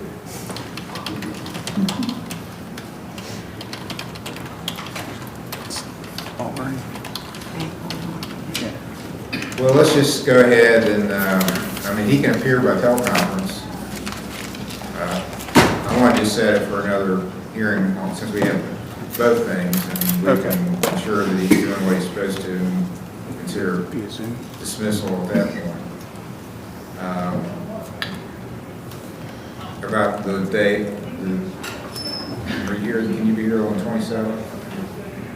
That's November? It's a Yes. Wednesday before Thanksgiving? Yes, I can do that. Set it then. If he is in Oregon, and I'll let him hear about teleconference. thank you, Your Honor. November 27th will be the next hearing. Thank you, Ron. You're welcome.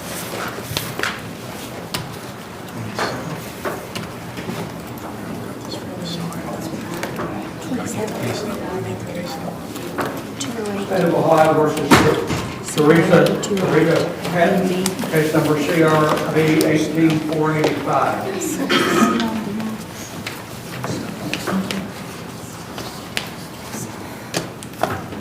Teresa Patton. She recently completed OBP successfully, and she continued to sober living in Huntington at Newness of Life. So I'm not sure why she's not here today, but I can let her know she needs to come in.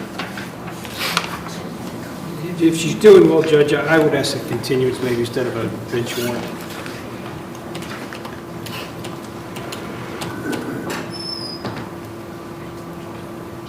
State's position. The charges here are, they're all, but there are drug related. Yes. We're not opposed to a short continuance to see if Mr. Smith can round her up. Yes. What's your dates you're going to be here? Judge, I'm here November 1, 4, or 8. Okay. 18 or 22. November 8th. That works. Defendant's request for pre-trial. All right, thank you, Your Honor. Never get in touch with me. Appreciate it. State of Ohio versus Alyssa Porter, case number CRB 24563.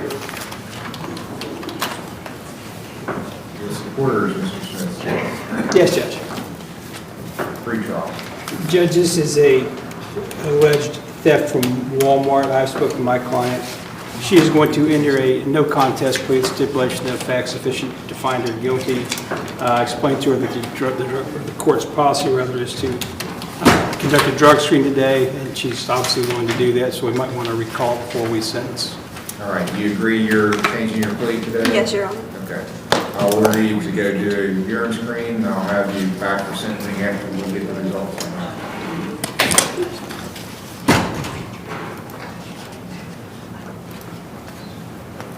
State of Ohio versus Robert Slaughter, case number CRB 24346A and B. Robert Slaughter. Mr. Smith's case, this was a case that's going to be dismissed with being a court call. Yeah, Judge, he called the clerk this morning. He is at home. He has kids at South Point. He's the only care provider. He was not able to pay the cost today. I would ask possibly a couple more weeks. Because I understand it would be dismissed if he pays costs. Okay. That's why he didn't appear today. He's taking care of the kids. Let's do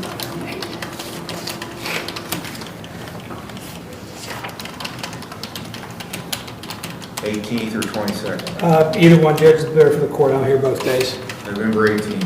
I'll let him know. And he doesn't have to appear for pays the court call. I told him that last time. I thought they'd be paid, but he hasn't. I'll follow up with him.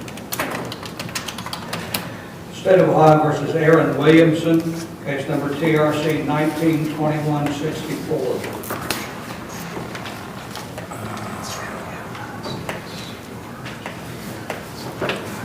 Yeah.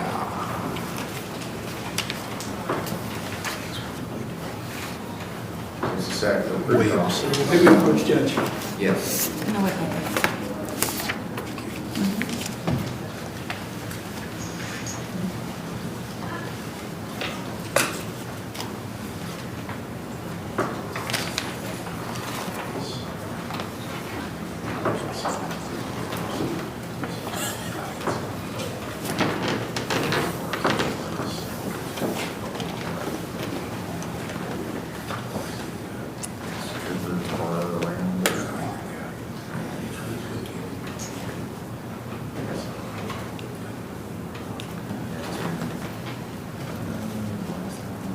December of 2019, so that's before COVID. So we can't use it.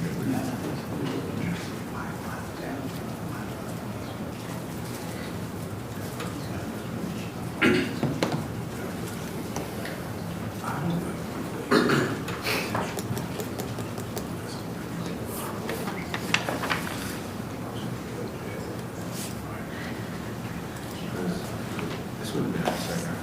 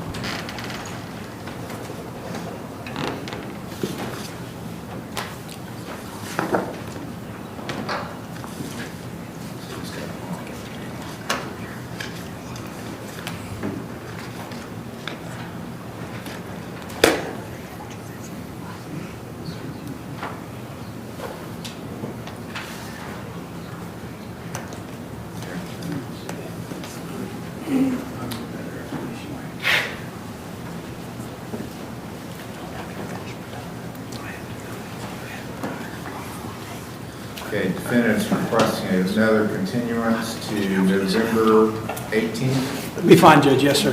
November 18th will be the next hearing, pre-trial, 10 o'clock.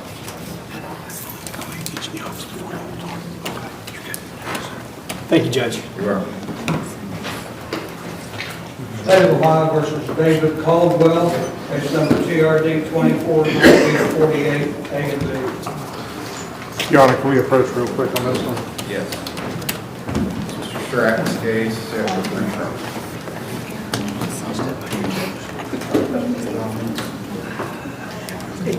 Eighteen and some.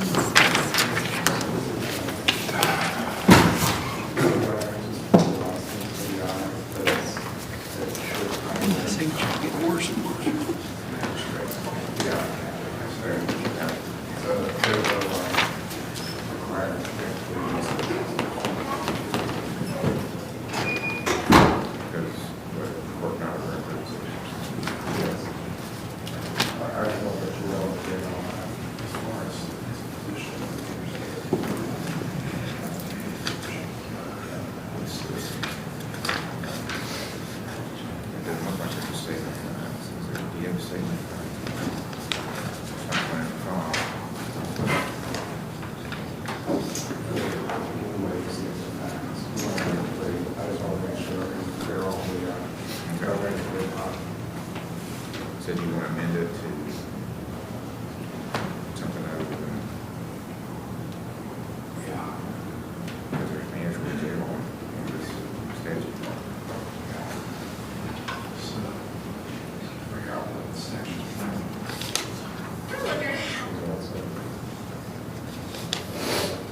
I don't know any of the U.S. law. You might just get it to operators. That's fine. Your Honor, I understand that the state's going to make a charge to no operator's license, and we'll plead to that charge and ask that, plead guilty to that charge and ask that he be given minimum sentence on that. Okay, do you agree with that, Mr. Caldwell? Yes. Okay. Well, your lawyer's done a good job for you, and you're kind of fortunate here. It appears from the record that you had some sort of alcohol or drug-related offense in Cabell County, but the magistrate court over there is not a court of reference, so you're going to get a pass to a certain extent, but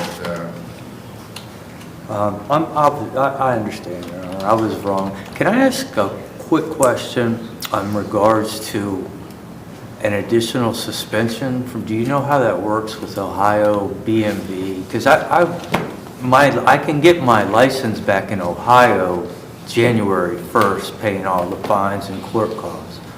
But Ohio suspended it, obviously, because of West Virginia. yeah, they've entered into an interstate compact, just about all the states. So if you get suspended in one, you're usually suspended in the other if they did sometimes they mess up and don't catch it or whatever, but that's supposed to be the standard. If you're suspended in one state, you get suspended in the other. So you'll have to take care of, West Virginia has you suspended, you're going to have to take care of whatever they want you to do to get reinstated. Yeah, I complied with that, but Ohio still suspended it regardless. Well, you live in Ohio, you got an Ohio license, Yes. you're going to have to do what they want too. So. Yeah, I'm wrong. Okay, anything else you want to tell me? I'm going to amend this to a no operator's license. Sir, I would just say that I was, on the day it happened, I have an elderly mom, and I know I'm not supposed to drive. For what it's worth, I was on my way to food fair. That makes no excuse, but. Okay. Well, I'll accept your explanation because usually they give me a statement of facts, but in this case they did not. We'll waive that statement of facts, Your Honor. And there's also a charge of prohibited use of electronic device, but they don't give me a statement on that, so I'll dismiss it. Okay. So on the no operator's license, I'll impose a $75 fine and court costs. Yeah, final. Do you need time to pay that, or? Sir, if you could give me maybe just a couple of weeks. I only make $9.50 an hour, and this DUI has been so expensive that. Yeah, they are expensive. Yeah, about $12,000. Okay, so I'll give him a final pay date. Okay. January 28th to 25. So you got, what that means is you got to then to pay it. If you don't pay it after that, we will send it to the DMV. They'll give you another layer of suspension other than what they've already done. Thank you, Your Honor. Okay, good luck. So, hey, if you don't have paid that day, you have to be here. Okay.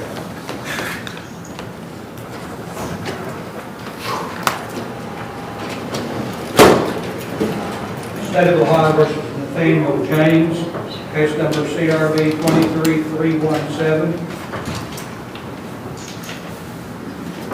Nathaniel James, set for pretrial.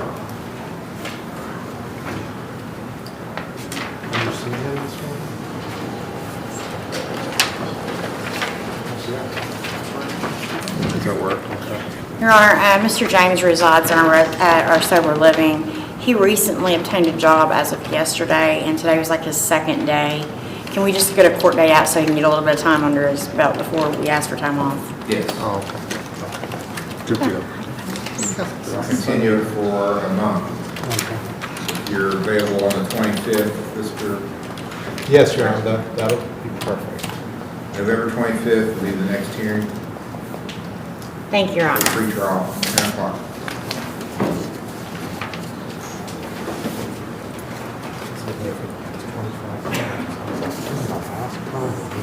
State of Ohio versus Jordan Wiley, case number CRB 24565. So, Your Honor, Jordan was at the Bluffs.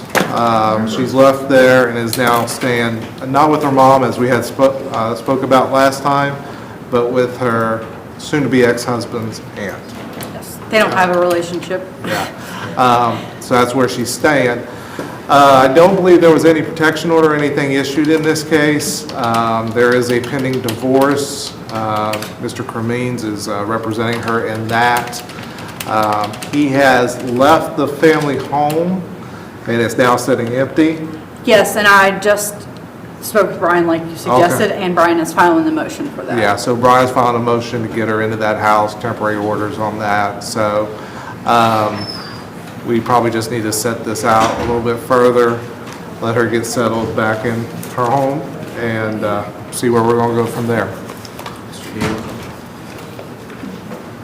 I guess my question was, did the Bluffs have any recommendations about continuing treatment after she was finished there? They did send a report. I don't know if you actually got it yet because it was requested. You did get it? Yes. Okay. They had wanted me to do, what is it called? The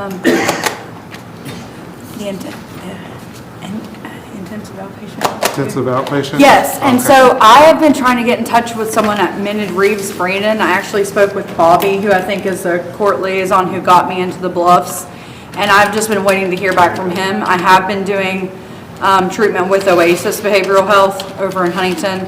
That's where my psychologist is, and then I see my psychiatrist as well. Are you satisfied with that?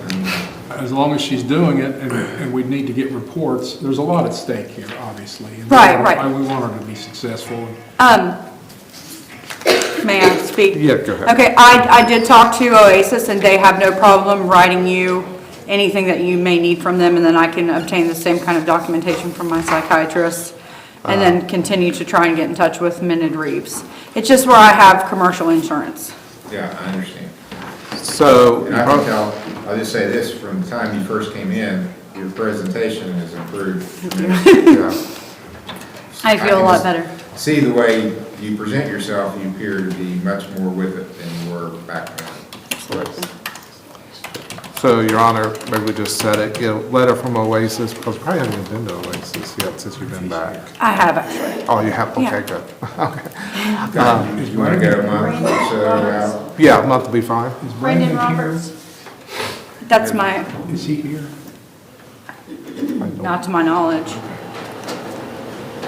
November 25th will be the next hearing, pre-trial, 10 o'clock.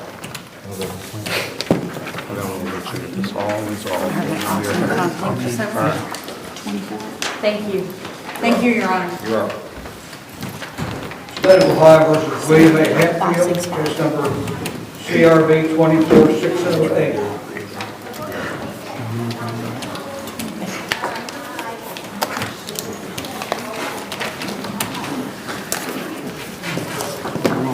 Mr. Steyer's case. Your Honor, this matter is a domestic violence case that's alleged against Mr. Hatfield. When the case started, he was in custody, he had bonded out, but a holder was placed by the Adult Parole Authority. They ended up holding him for a period of time, then released him. I believe they're finished with him as far as this case goes. However, in the meantime, about a week or so ago, the alleged victim came in, asked to have the protective order dropped, and has indicated to the state that she just wants to see him get treatment and doesn't want to see conviction due to the potential for that causing a violation of his parole.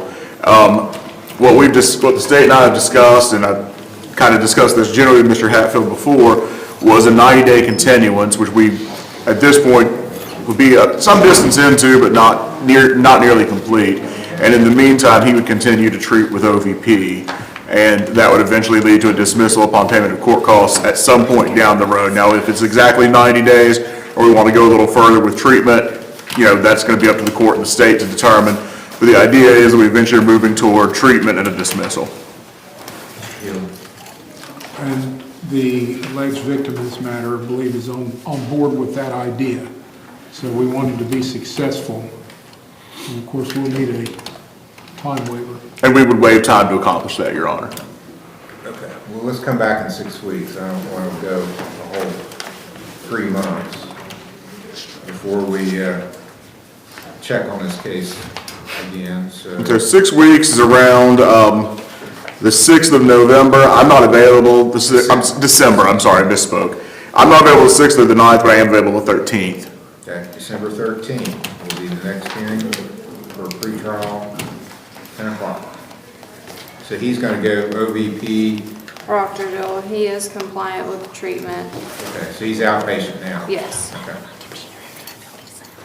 All right. See you December 13th, hopefully with good reports. Yep, perfect. Thank you, Your Honor. State of Ohio versus Kenny M. Ingalls, case number CRB 24546, CRB 19847, CRB 18517, 518, CRB 181289.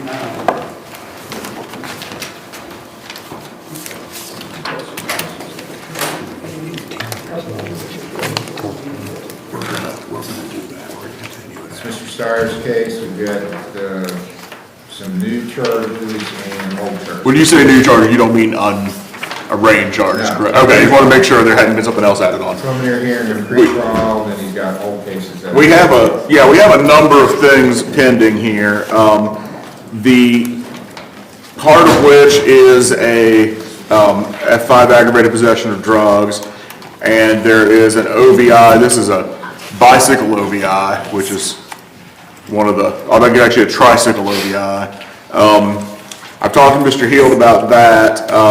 There's also a, I believe there's also a Walmart theft case. What Mr. Heald and I discussed was continuing this matter for me to do some discovery on it.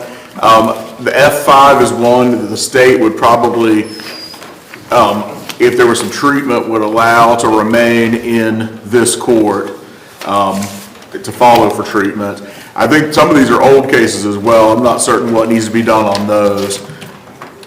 Well, he was ordered to treatment, and the oldest case is from 2018, and it was a possession of drugs. And I'm looking at, he had an order then. OVP. Go inpatient to be inmate, 17, 2018, amended reads. Okay. What kind of insurance? Never got a report that he did that. I don't know. You have medical card? They just switched it from Ohio to. He did start the program anyway. I don't know that he finished. West Virginia? And he had community service to do too. He never did. Well, Your Honor, I think at this point, I'm going to ask for continuance. That obviously will come with a time waiver to assuage Mr. Heald's anxieties. We would probably need to get an assessment done. He said he's been talking to OVP, but I don't think that talk has included an assessment, so I think that might be the next logical step, would be to get an assessment and get back in here fairly quickly and see where we are and what we want to do. I'll deal with discovery, and we'll kind of go from there. I had to walk all the way here today. Where are you living, sir? I lived 2 blocks from Lowe's, Township Road 1019. Okay. So, Your Honor, I'm here the 8th, the 15th. Give it a couple weeks to maybe get things started and get some discovery completed. November 15th. Okay. All cases for Mr. Engel are continued to November 15th. I still have to make a payment today on my restitution for my last one. And you're going to have to wait a little while for the file to get out there. So if you walk right out there, then I'll be ready for you. But give it a minute. I'll come out and talk to you in a couple minutes too. It's not going to be right this second. Just a second. State of Ohio versus Kyle Badgett, case number CRB 24492, A and B. Wanted this was initially on the docket, Mr. Dyer. And Your Honor, Mr. Badgett's not here. He was not scheduled until later in, sometime in November. However, the alleged victim is here. She had contacted me asking to see about getting the protective order dropped. I told her she would need to come in person to do that on a court day. She's come in today, so I've asked to have the case called. She'd like to have the protective order dropped in this matter.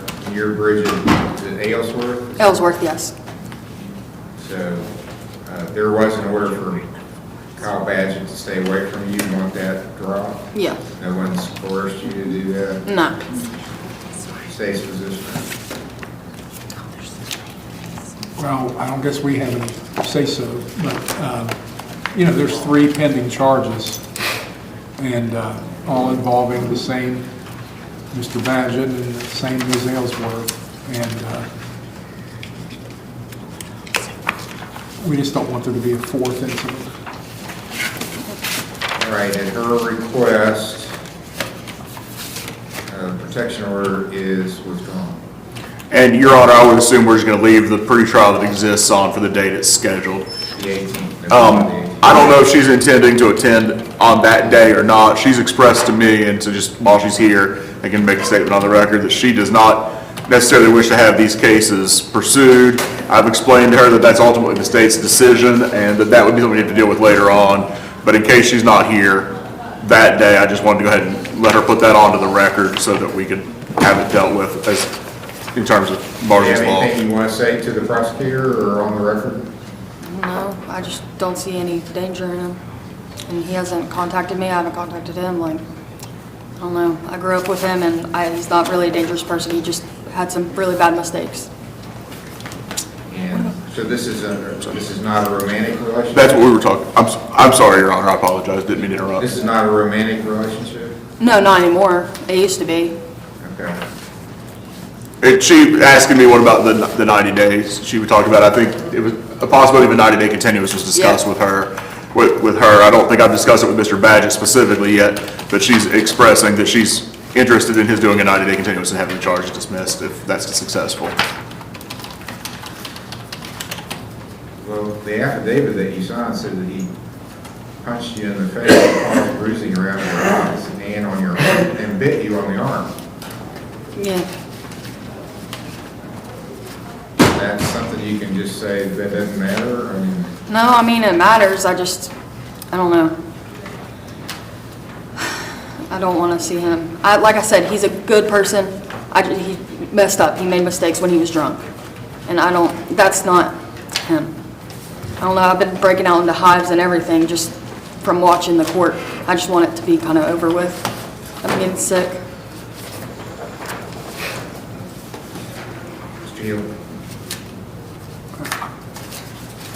I can understand why Ms. Ellsworth might say she just wants it over with, but there are some pretty big problems that are exposed by these allegations that I think that it's not just a matter of saying, well, she wants to dismiss it, so we're going to dismiss it. I mean, if he's got an alcohol problem, then he needs to deal with that. And, the charges got filed. So there must be a good reason for it in her mind why they got filed. As a matter of fact, I believe that... You're not saying the affidavit is false. I mean, we do get people to come in and say, oh, I signed that, but it's not really true. She's not saying that. Right. And really what I think happened was that when she finally went and made a report, she talked about incidents that had occurred in the past. May the 9th, 2023, and December 23rd, 2023, and then January 27th, 2024. And I think it was after the 3rd incident that she told about all of them. So she had been enduring this for quite some time. It doesn't seem to me to be something that we just say, well, we'll just dismiss it. Okay. Still, understanding Ms. Ellsworth's position that she'd rather just be rid of the whole thing. But we have a hearing on November the 18th, and we can discuss it all at that time. Keep the same hearing date. November the 18th, you were able to discuss your funds, ma'am. So I'm sure that'll be taken into account. But it's basically the community says, it's not just up to you, the community says, this is unacceptable and it violates the law. And that's what they get to decide if they want to pursue it.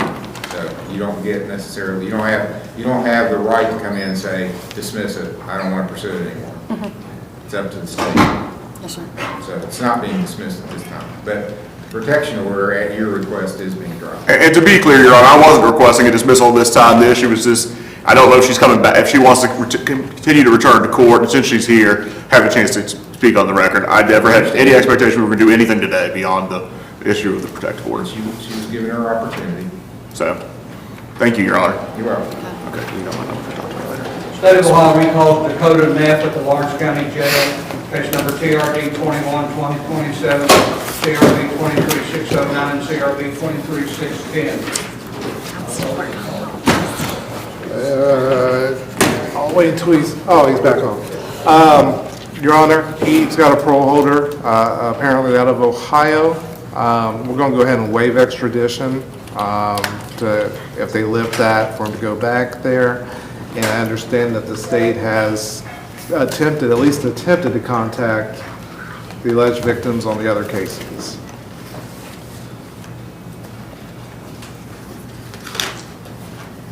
All right, so we spoke with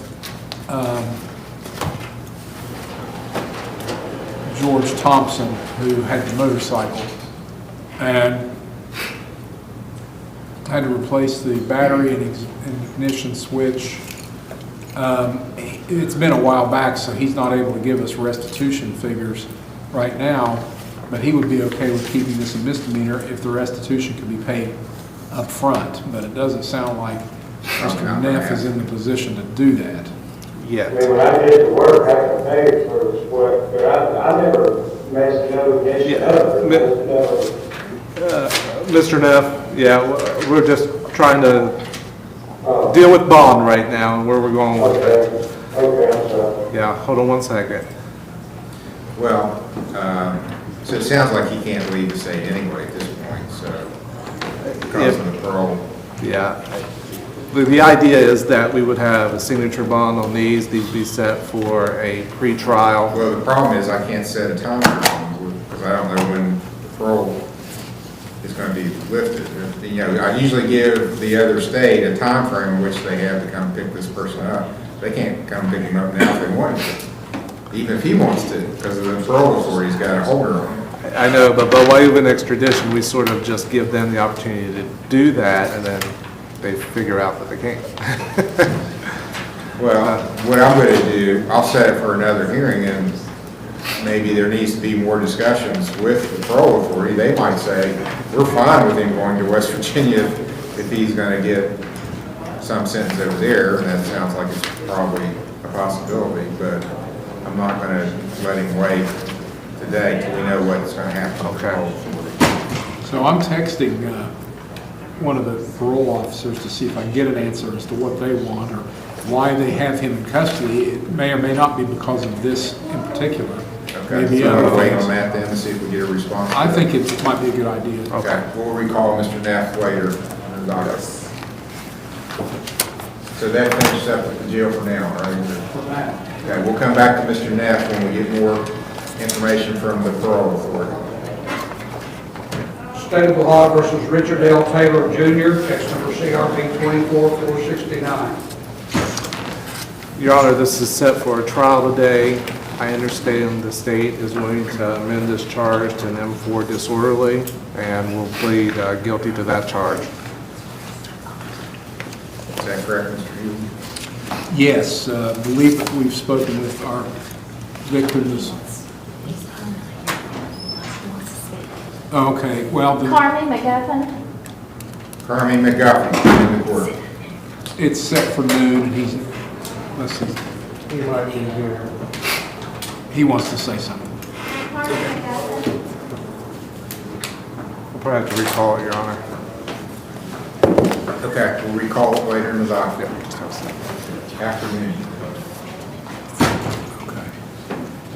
State of Ohio versus Scott D. Taylor, case number TRC 24-1941.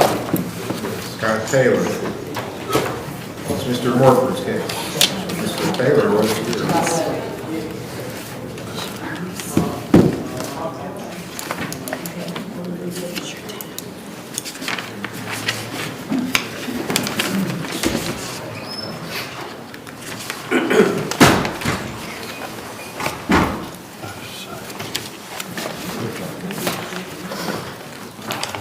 I'm sorry. You got any idea what you want to do? Well, a couple of those that they mark as otherwise are actually visual control, but I mean, he's got a ton of them. And as far as I'm concerned, I'm Can I trying to get this like a very purchase it? serious case. Yeah, I'll give it to him. I mean, he's, Do you want to give this to him? Yes, Okay. so it was, is he an OBP? He's with OBP outpatient, and he has also completed an assessment to come inpatient.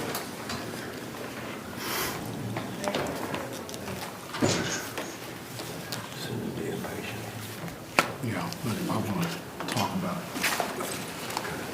May we approach over? Yes.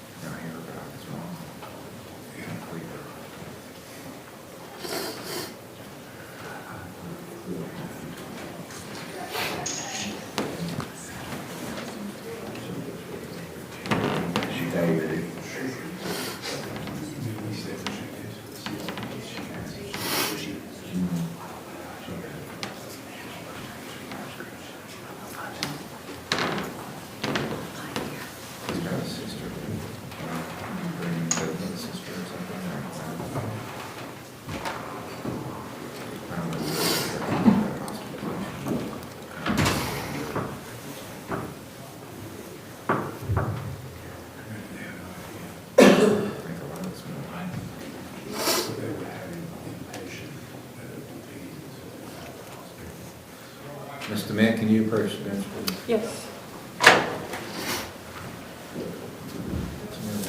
What kind of hospitalization is being recommended? It says hospitalization is being recommended, you know. Okay, so he's outpatient now. So you would take him inpatient? Okay.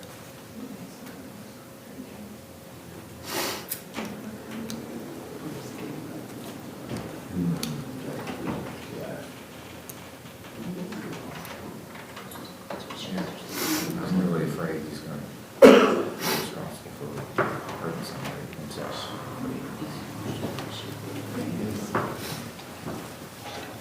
He's not going to stop driving.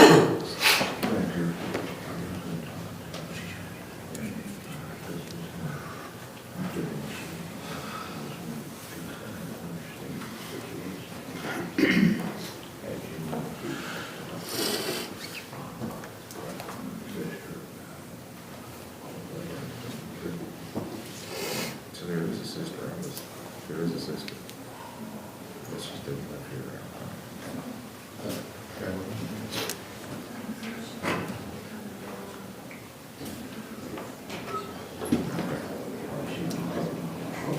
So I think you'll agree.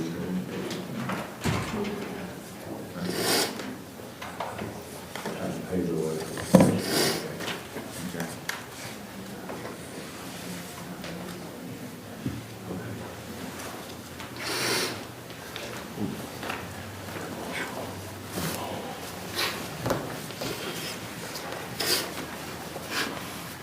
OVP.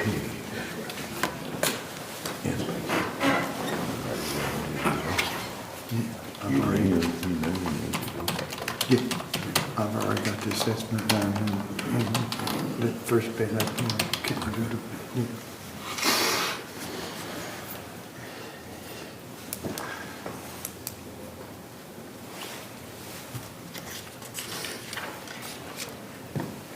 Morford, how do you want to proceed? Judge, my client is willing to follow the recommendation of OVP. Okay. And he has a bond up, so it's my understanding there's going to be a change of plea. And what I'd like to see, I think the best way to make this work is for him to go into inpatient at OVP now. I'll just delay the sentencing, that keeps the bond in place. Please. And that way we got a little more accountability if he leaves or doesn't show up when he's supposed to. Is that agreeable? Yes, Your Honor. All right, so there will be, what plea will be entered to the pending charges? I'm sorry.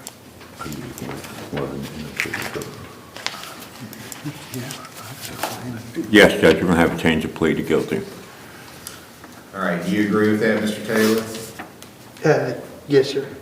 Okay, I'm going to accept your plea. I'm going to let you go into treatment with OVP, inpatient, and hopefully you'll do well there, and then I won't sentence you until at least you finish that inpatient portion. So that's going to take about a month. So let's come back before the month's up.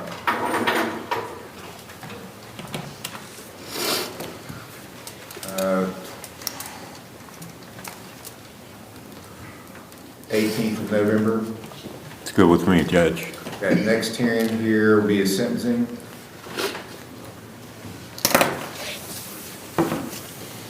Sentencing hearing on the 18th of November.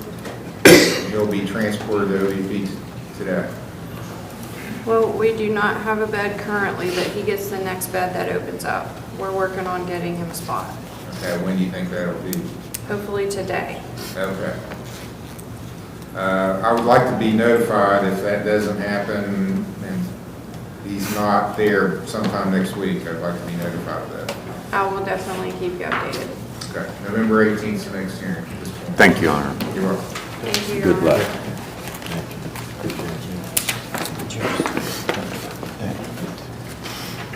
State of Ohio versus Trenton Wells, case number TRC 242112.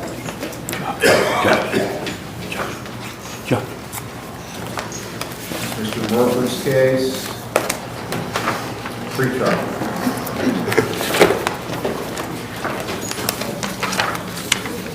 Judge, I have a report for you from our RC. Well, you may have the same thing. Those are the court letters and 2 of his recent drug screens. Okay, that's a little different. I guess I have 2 reports for you, Your Honor.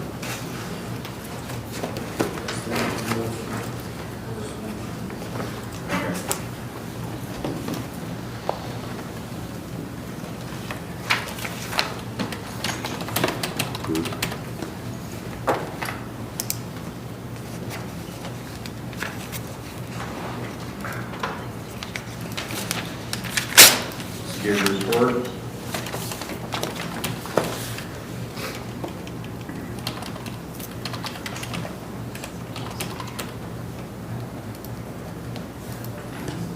Looks like there's things still being to work on.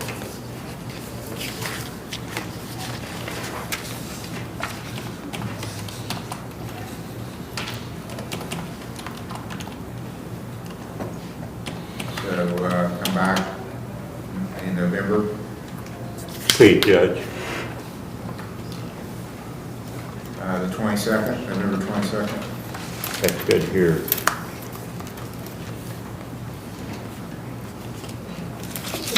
At some point, I guess, these are pre-trials, we're going to need to know probably the next hearing if there's going to be a plea or if we need to set up for a trial.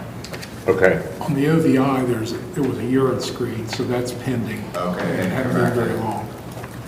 And also, Children's Services is involved. So we want to encourage the compliance with Children's Services as far as the child endangerment charges. Judge, from here, we need answers to the discovery that was served on October 25th. I realize that was just served, but Okay. We need those before the Should have next those pretrial. before the next hearing. then. Thank you. Thank you, Honor. You're welcome. Thank you, Your Honor. State of Ohio versus Lisa Dillon, case number CRB 24261. And State of Ohio versus Jack N. Dillon, case number CRB 24260.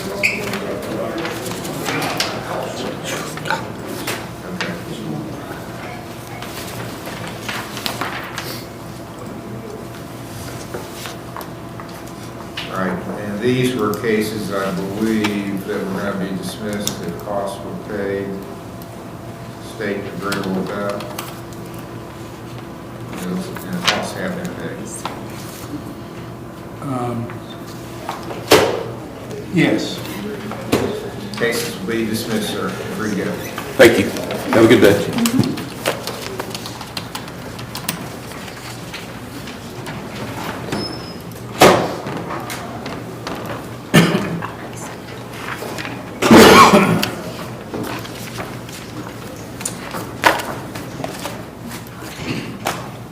State of Ohio versus Nicholas Atkins, case number CRA 24294, CRB 24295, and CRB 24293.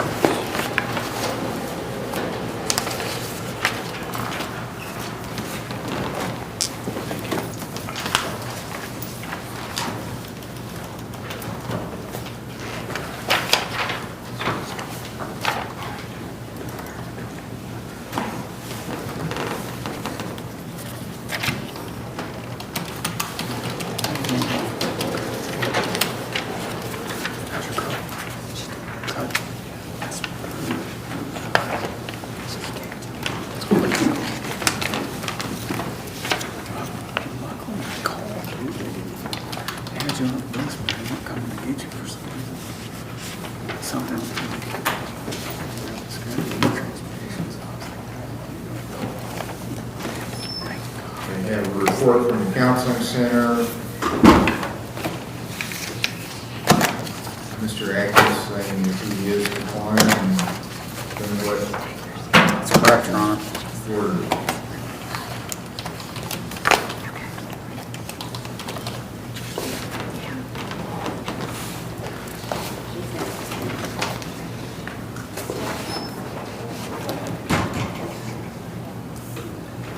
Doesn't really say when he might complete, but he just started at the Counseling Center not too long ago. Yeah.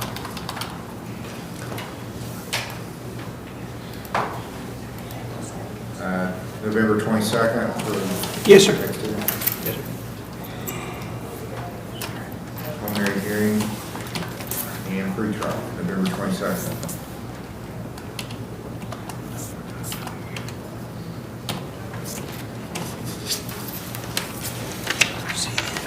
Thank you, Your Honor. Right.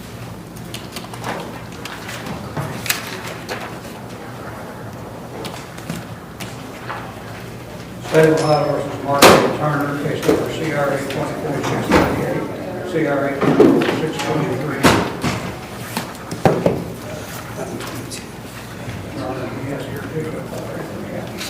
And Your Honor, that's all that remained on this matter was the question of whether he'd been picked up.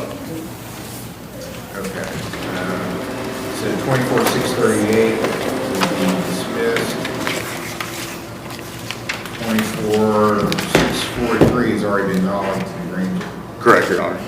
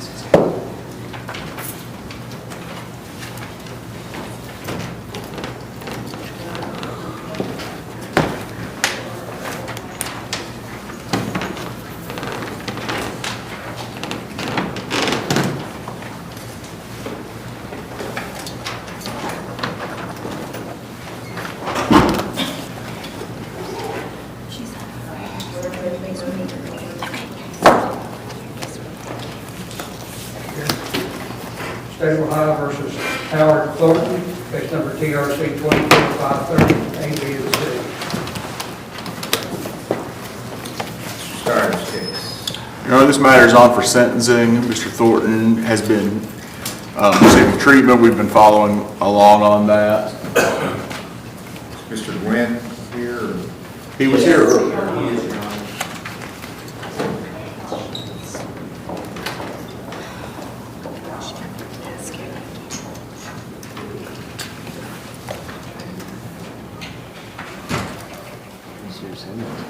Yeah.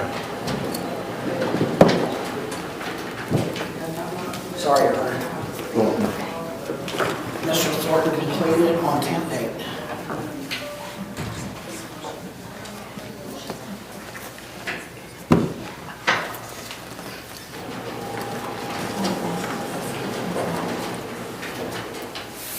Okay.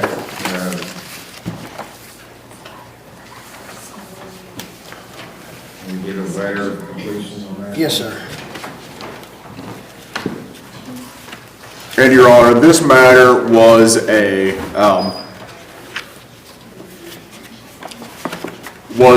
charged as a second offense, but we took a look at it, and there's a 2014. The 2014 fell just outside the 10-year look back. The 2017 case was one, or rather, I'm sorry.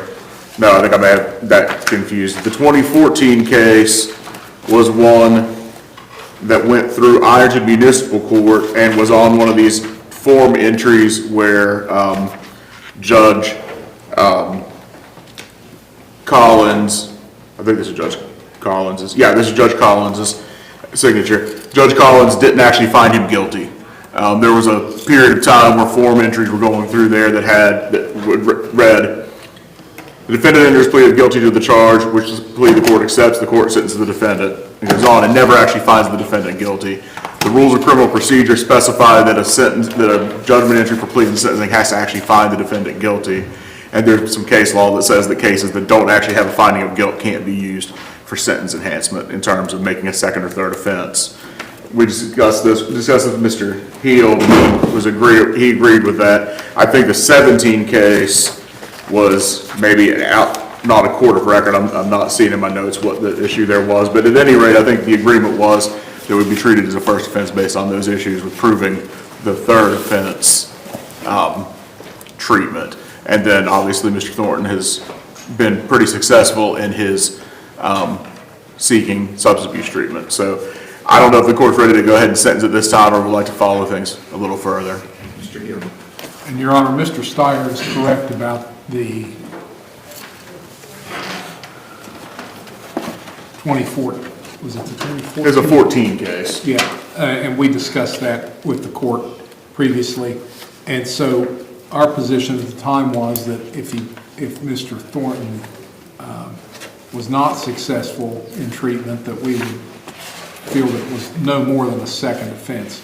He's done well in treatment, and so we're willing to give him the benefit of that, and whether that's today or at a later date, if he continues to be successful. So we would have no opposition to it being treated as a first offense, and whether this is the day for that or not, don't really know. All right, we can go ahead and do the sentencing then today. So there is a change of plea or had already? I think he's already entered the plea. We were set for sentencing, but if just to clarify things, we would enter the plea at this time if need be. It was May 13th, actually, he did enter the plea. Anything you want to say, Mr. Thornton? Excuse me? Do you have anything you want to say to the court? I don't like to say.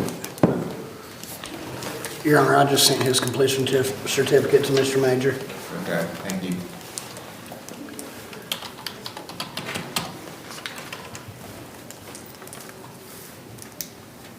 It doesn't look like there was a test here. I don't see one noted. There wasn't. Okay, I'll make the fine $375. Court costs.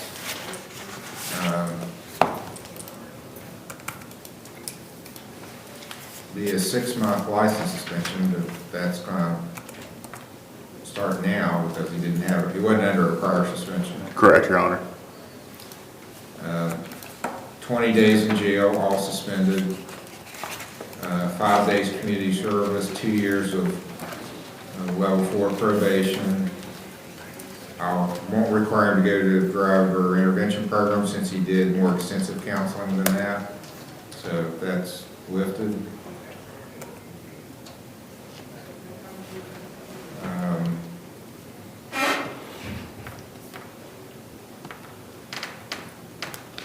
For some reason, it doesn't say where they had insurance. It says not applicable. Your Honor, I'm not certain why that was marked, but this arose out of a single car accident. The reason he wasn't tested also was he was actually in the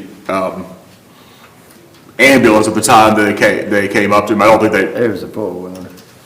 the four-wheeler, oh, that's why it's not applicable, it's because the four-wheeler doesn't require liability. Well, but to give him driving privileges, I need proof of insurance. Right. Do you have any kind of insurance? Did you have insurance at that time on yourself? Or now? Or even now, actually, I guess now is what matters. Do you have insurance on yourself? Or on a car?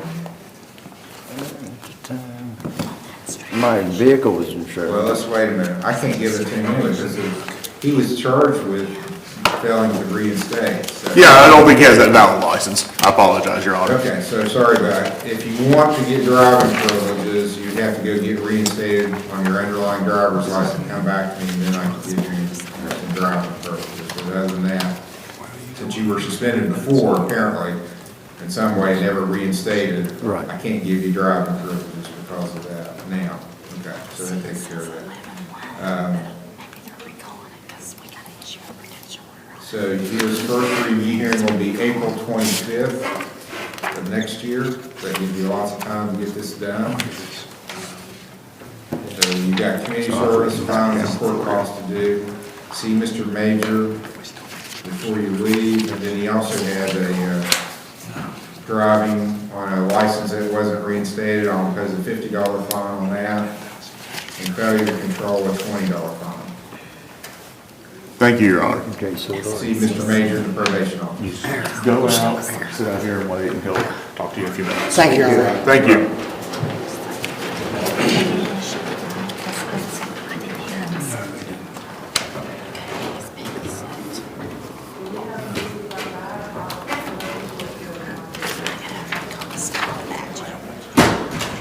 State of Ohio versus recalls Alyssa Porter, case number CRB 24563.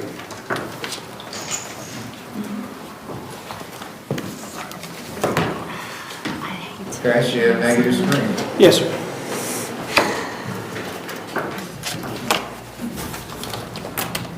Okay, I'll accept her guilty plea and give her a $50 fine. Court costs, 10 days in jail suspended.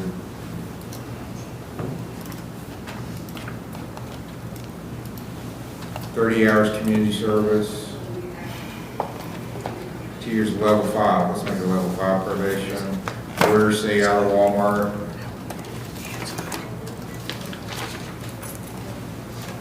Review hearing April 25th of next year, 25. You see Mr. Major in the probation office. Thank you, Judge.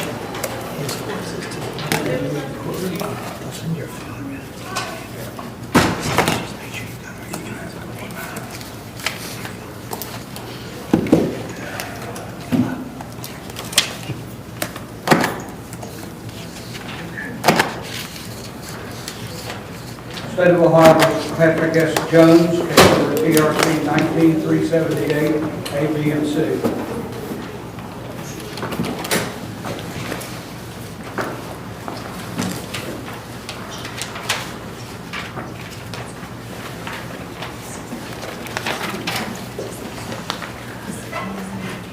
Mr. Jones is at RRG.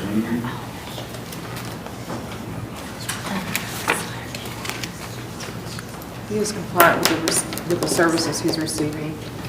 I think the only thing he has to do is community service and pay off his fines now, right? Your Honor, he was a community service when in order to be here. Okay, thank you. Okay.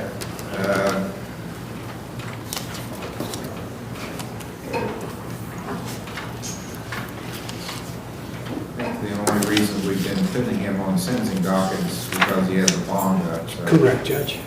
And continue to do that, it's not really necessary you continue to represent him. Thank you. Thank you, Judge. Smith, he is compliant with his treatment. I'll set his next hearing for November 27th, that's a Wednesday. So a little more than a month. It'll be at 10 o'clock. You said it's a Wednesday? Yeah. Okay. Because Friday is the day after Thanksgiving, so court will be closed on that Friday, so we'll have it on Wednesday the 27th. Okay. Thank you, Your Honor. You're welcome. Thank you. Thank you. State of Ohio versus Reginald Shearer, case number TRC 24763, A, B, C, and D.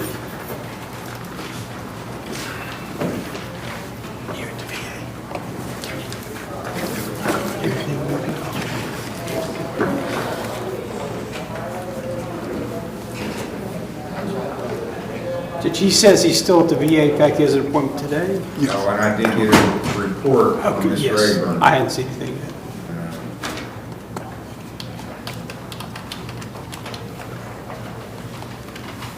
Mr. Shearer has court, she sent it yesterday, tomorrow. I'm not available then. He's fully compliant, very active in treatment, and he remains in contact, so it's very good.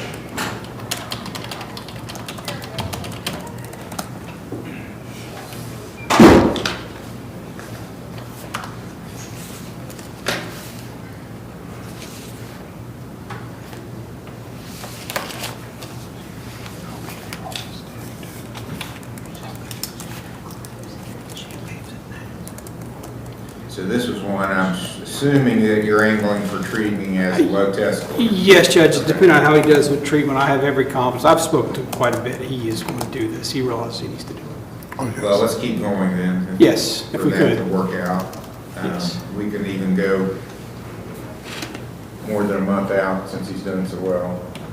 For his next hearing. I'll check my December calendar, Judge. What's December look like? Let's see. I'm here Friday the 6th, or... That's fine. Is that okay? December the 6th will be the next hearing for sentencing.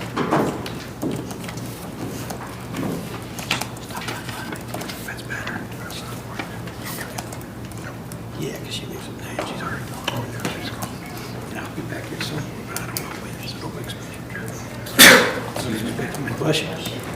You're good to go. State of Ohio versus Leslie D. Southers, case number CRA 23708.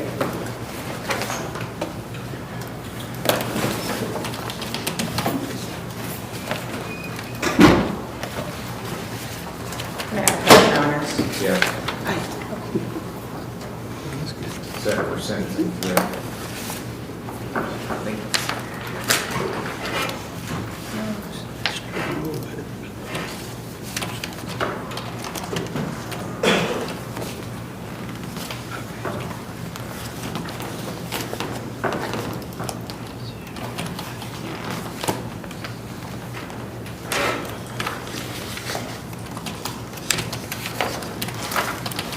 About to graduate inpatients. Yes. Next. Halloween. Being recommended for some outpatient Yes. follow-up. So I would suggest coming back after she's got that set up. Sure, she's willing to do the outpatient, Judge. She wants to do it. Yes.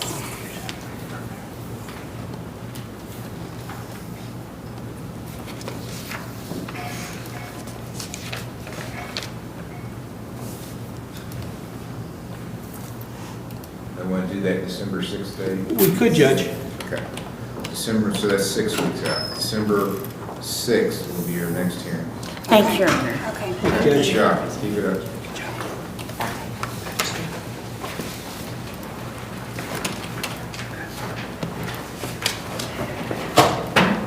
State of Ohio versus Alina Pennington, case number CRA 24180, CRB 24181, CRC 161593.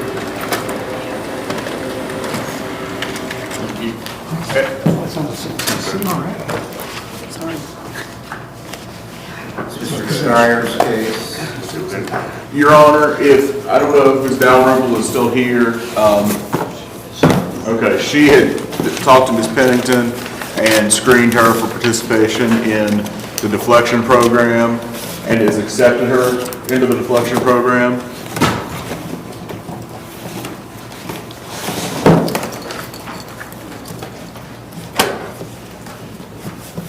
And Ms. Pennington understands what's required of her to participate in the program and is interested in doing the same. And I believe the state was willing, if the court was agreeable at this time, to nollie the case into the deflection program, but it probably need Ms. Dalrymple to come into the courtroom. Okay, she's still here? Or? I guess. She's in there, I believe.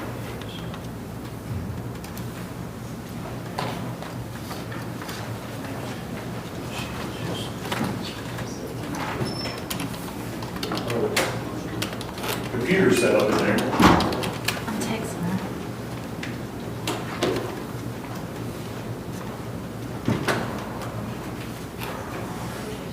Well, she still has, she has an old OBI case here that's still not. Is it? Well, we need to keep that pending then anyway. She still have to come back on that. Yeah. Yeah, I still have to pay for bond. Okay. Well, in that case, then, Your Honor, why don't you set it out a little distance? We would waive time constraints to accomplish that. Okay, she's been, well, she made a payment last month on her old case, so she needs to continue to do that.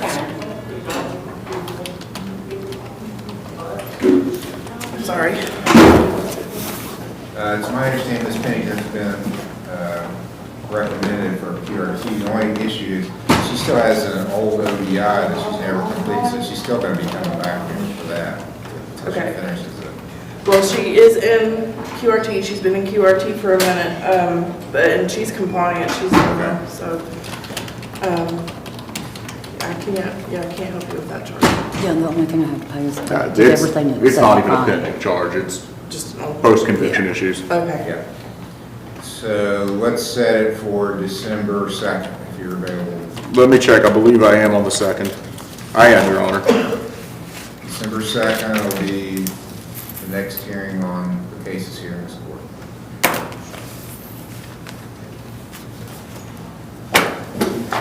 Thank you. All right, thank you. You're welcome. Thank you, Your Honor. See the clerk if you're going to make a payment on your case. Okay.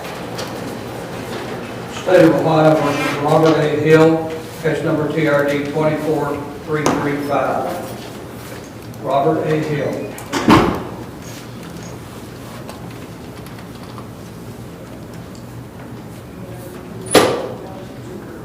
Okay, this was on a sentencing. He has a bond up. He just posted recently. And didn't make it to court.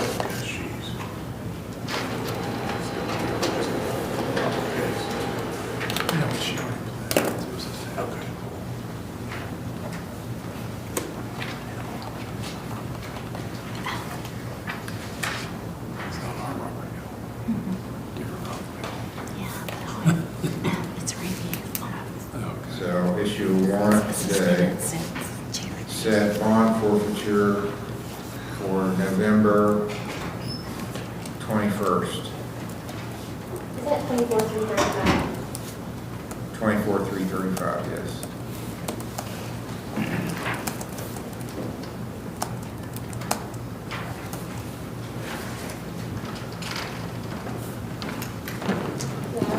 Yeah, 21st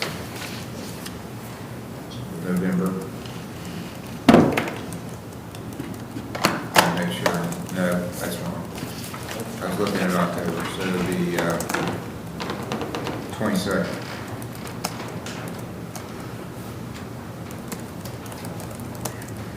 November 22nd for bond forfeiture.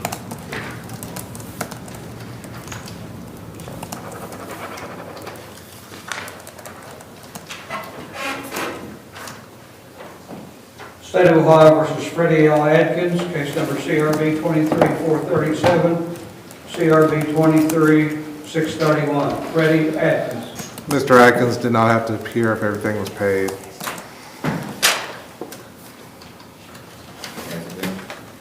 I don't, He paid $100 on September 20th. Is everything paid? Nope. Oh, well, there you go. He still has $285.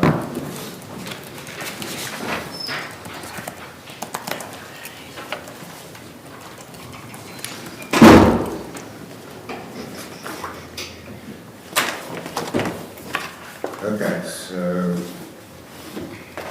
see if he has it long. Yes, he does.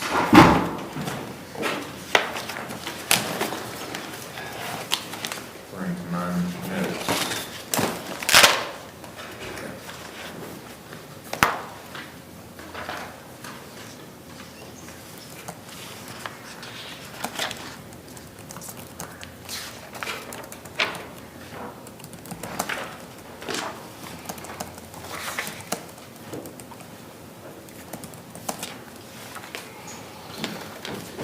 So do bond forfeiture same date as last one, November 21st.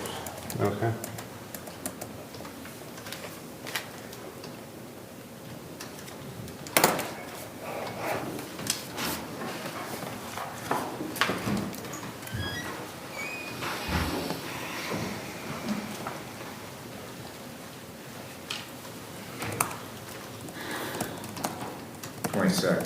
Did I say 21st? November 22nd.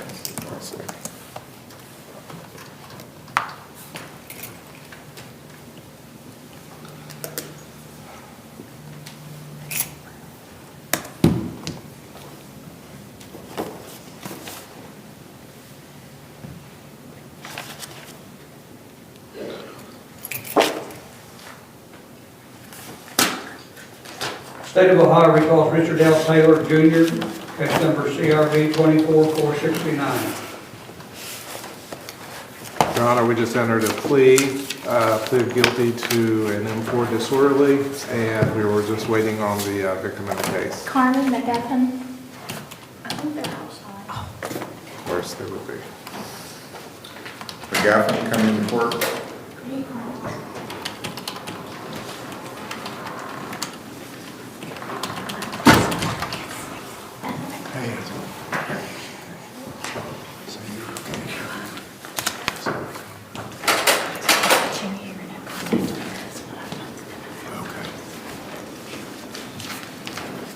So, this was charges and assault involving you, Mr. McGuffin? Yes, sir. Involving you, the state's moving to amend this to disorderly conduct, is that right? Yeah, M4 disorder, Your Honor. And are you aware of that, sir? Yes, sir. And are you agreeable with it? Yes. Do you have anything you want to tell me about this before I sentence this gentleman? No, there's a probationary period, correct? Yes. That's it. Is there anything you want me to have him do during his probationary period? No contact. Okay. That's fine. And you are neighbors, as I understand, is that right?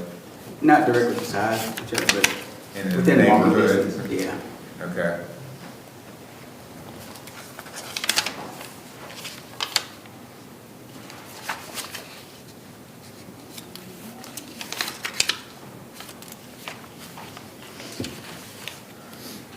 Was there any restitution that you have, or did you have I see something about a fund, was it damaged or?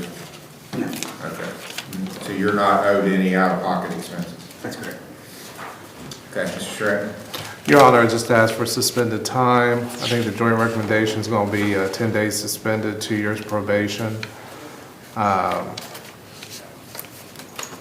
contact order. And no contact, yeah.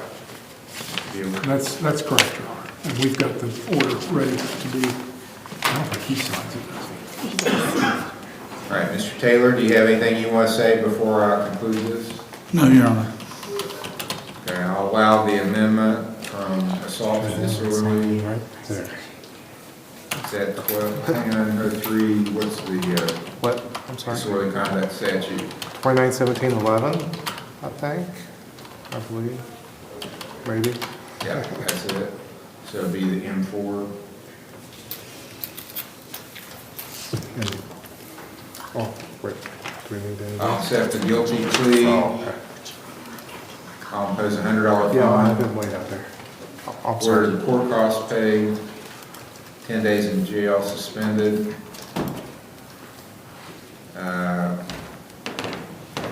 No contact order with Mr. McGuffin, Carmi, C-A-R-M-I-E, McGuffin. 2 years of level 5 probation with a review hearing date on April 25th of next year at 9 a.m. Thank you, Your Honor. Well, and you're to see Mr. Major, it's going to be your probation officer. When you go out in the lobby, make a 90-degree turn toward the west side of the building toward Ashland, and that's where Mr. Major's office is. All right, So thank you. check in with him. And don't leave until you get a copy of that no contact order too. She's gonna give you a copy. Yes, All right? I'm signing it right now. All right, I'm going over there. All right.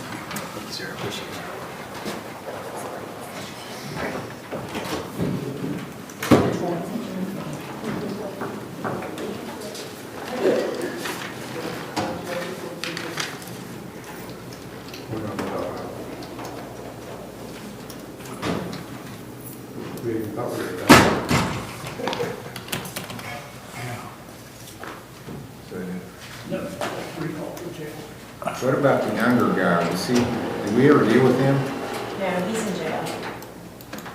from a new charge? I don't know if they charged him with a new charge, but the law had to be called last night because he wanted to smoke in the house, and when staff told him no, he said, I've been in the army, we can take this outside, and he kept continuously threatening staff, so we had to call the police.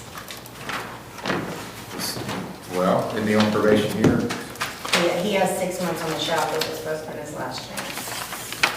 Okay. I probably need to deal with him. Unger. What's his first name? Matthew. Matthew Unger. State of Ohio recalls Dakota Neff at the Lawrence County Jail. Case number CRB 23609, CRB 23610, CRA 24685, TRD 21.27. So, Your Honor, this is a guy that has the misdemeanors, extradition, and the parole holder. Yes. So, We were waiting to see if you got any information back from the parole authority. And I did send a message and haven't heard anything back yet. So Want to put it on the docket for Monday? I believe we need to do that. yeah, we can put it on the docket for Monday. I mentioned the bailiff. I might have some scheduling issues on Monday, so the court knows. I have trials set every Monday, and we have a final pretrial Is this that going to afternoon. be just a thing going forward? Your Honor, if I just have Mondays, just trials set on Monday and set nothing else, I'll never get anything else done. Vast majority, 95% of the trials settle, but it's just been an issue lately, so I apologize to the court for that. But I don't know what's going to happen Monday. But Okay, well- I will be on video at noon on Monday, so I will be here, but by video at the least, at the very I'll least. set it for Monday at noon on all matters. So there is a felony, and I don't know when he was taken into custody, and when we would have to have a preliminary hearing. Is there a time waiver then? We'll waive time on that. And really, maybe doesn't even require that because of the holders. It's got a holder anyway. So I don't know what order to take all this in. What's the felony? They said that, did they say that it was a misdemeanor? Well, there's a misdemeanor and a felony receiving stolen property. And I never received anything, so.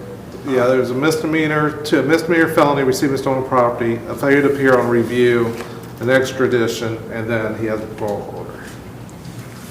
So maybe we'll figure out what parole's going to do, and then we'll have some answers on Monday.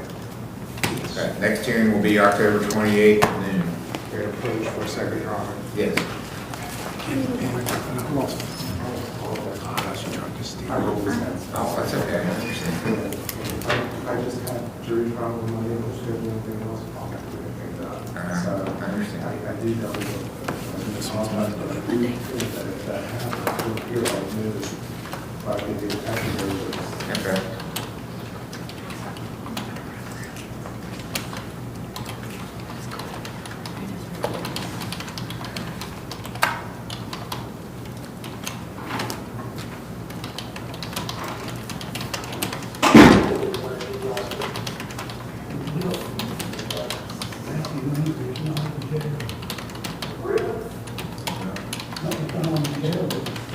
Is Matthew Unger in the jail?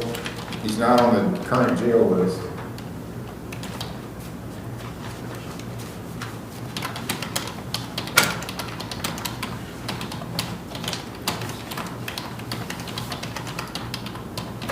Your Honor, he is not. I believe he was released to treatment. Hang on just a second, let me check our record. Okay. We're looking for the phone here. Apparently he's not in jail. He's not in jail.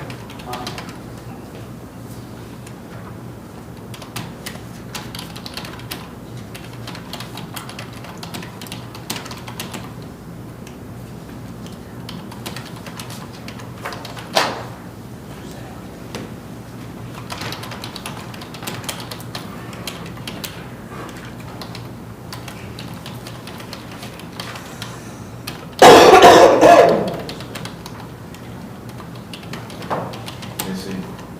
He's got numbers. Your Honor, Yes. Mr. Unger was released to Bethesda in 2018.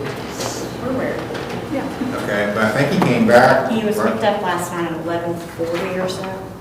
Apparently, he was picked up last night by a deputy, or who picked him up? I believe it was a deputy. I didn't take the actual call, but we had the, Okay, give me just a second, Your Honor, and Okay. I'll look into that. All right, thank you.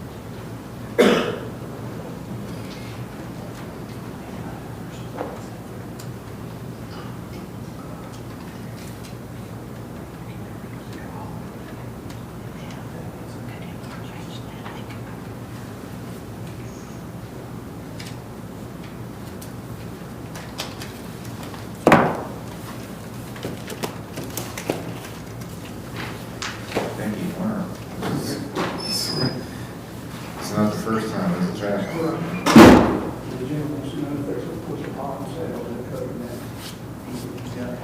He's got a whole offset bond, city. We asked for, I think, 10,000. 10,000 cash assured. I'll set it on the West Virginia case. That's not fine.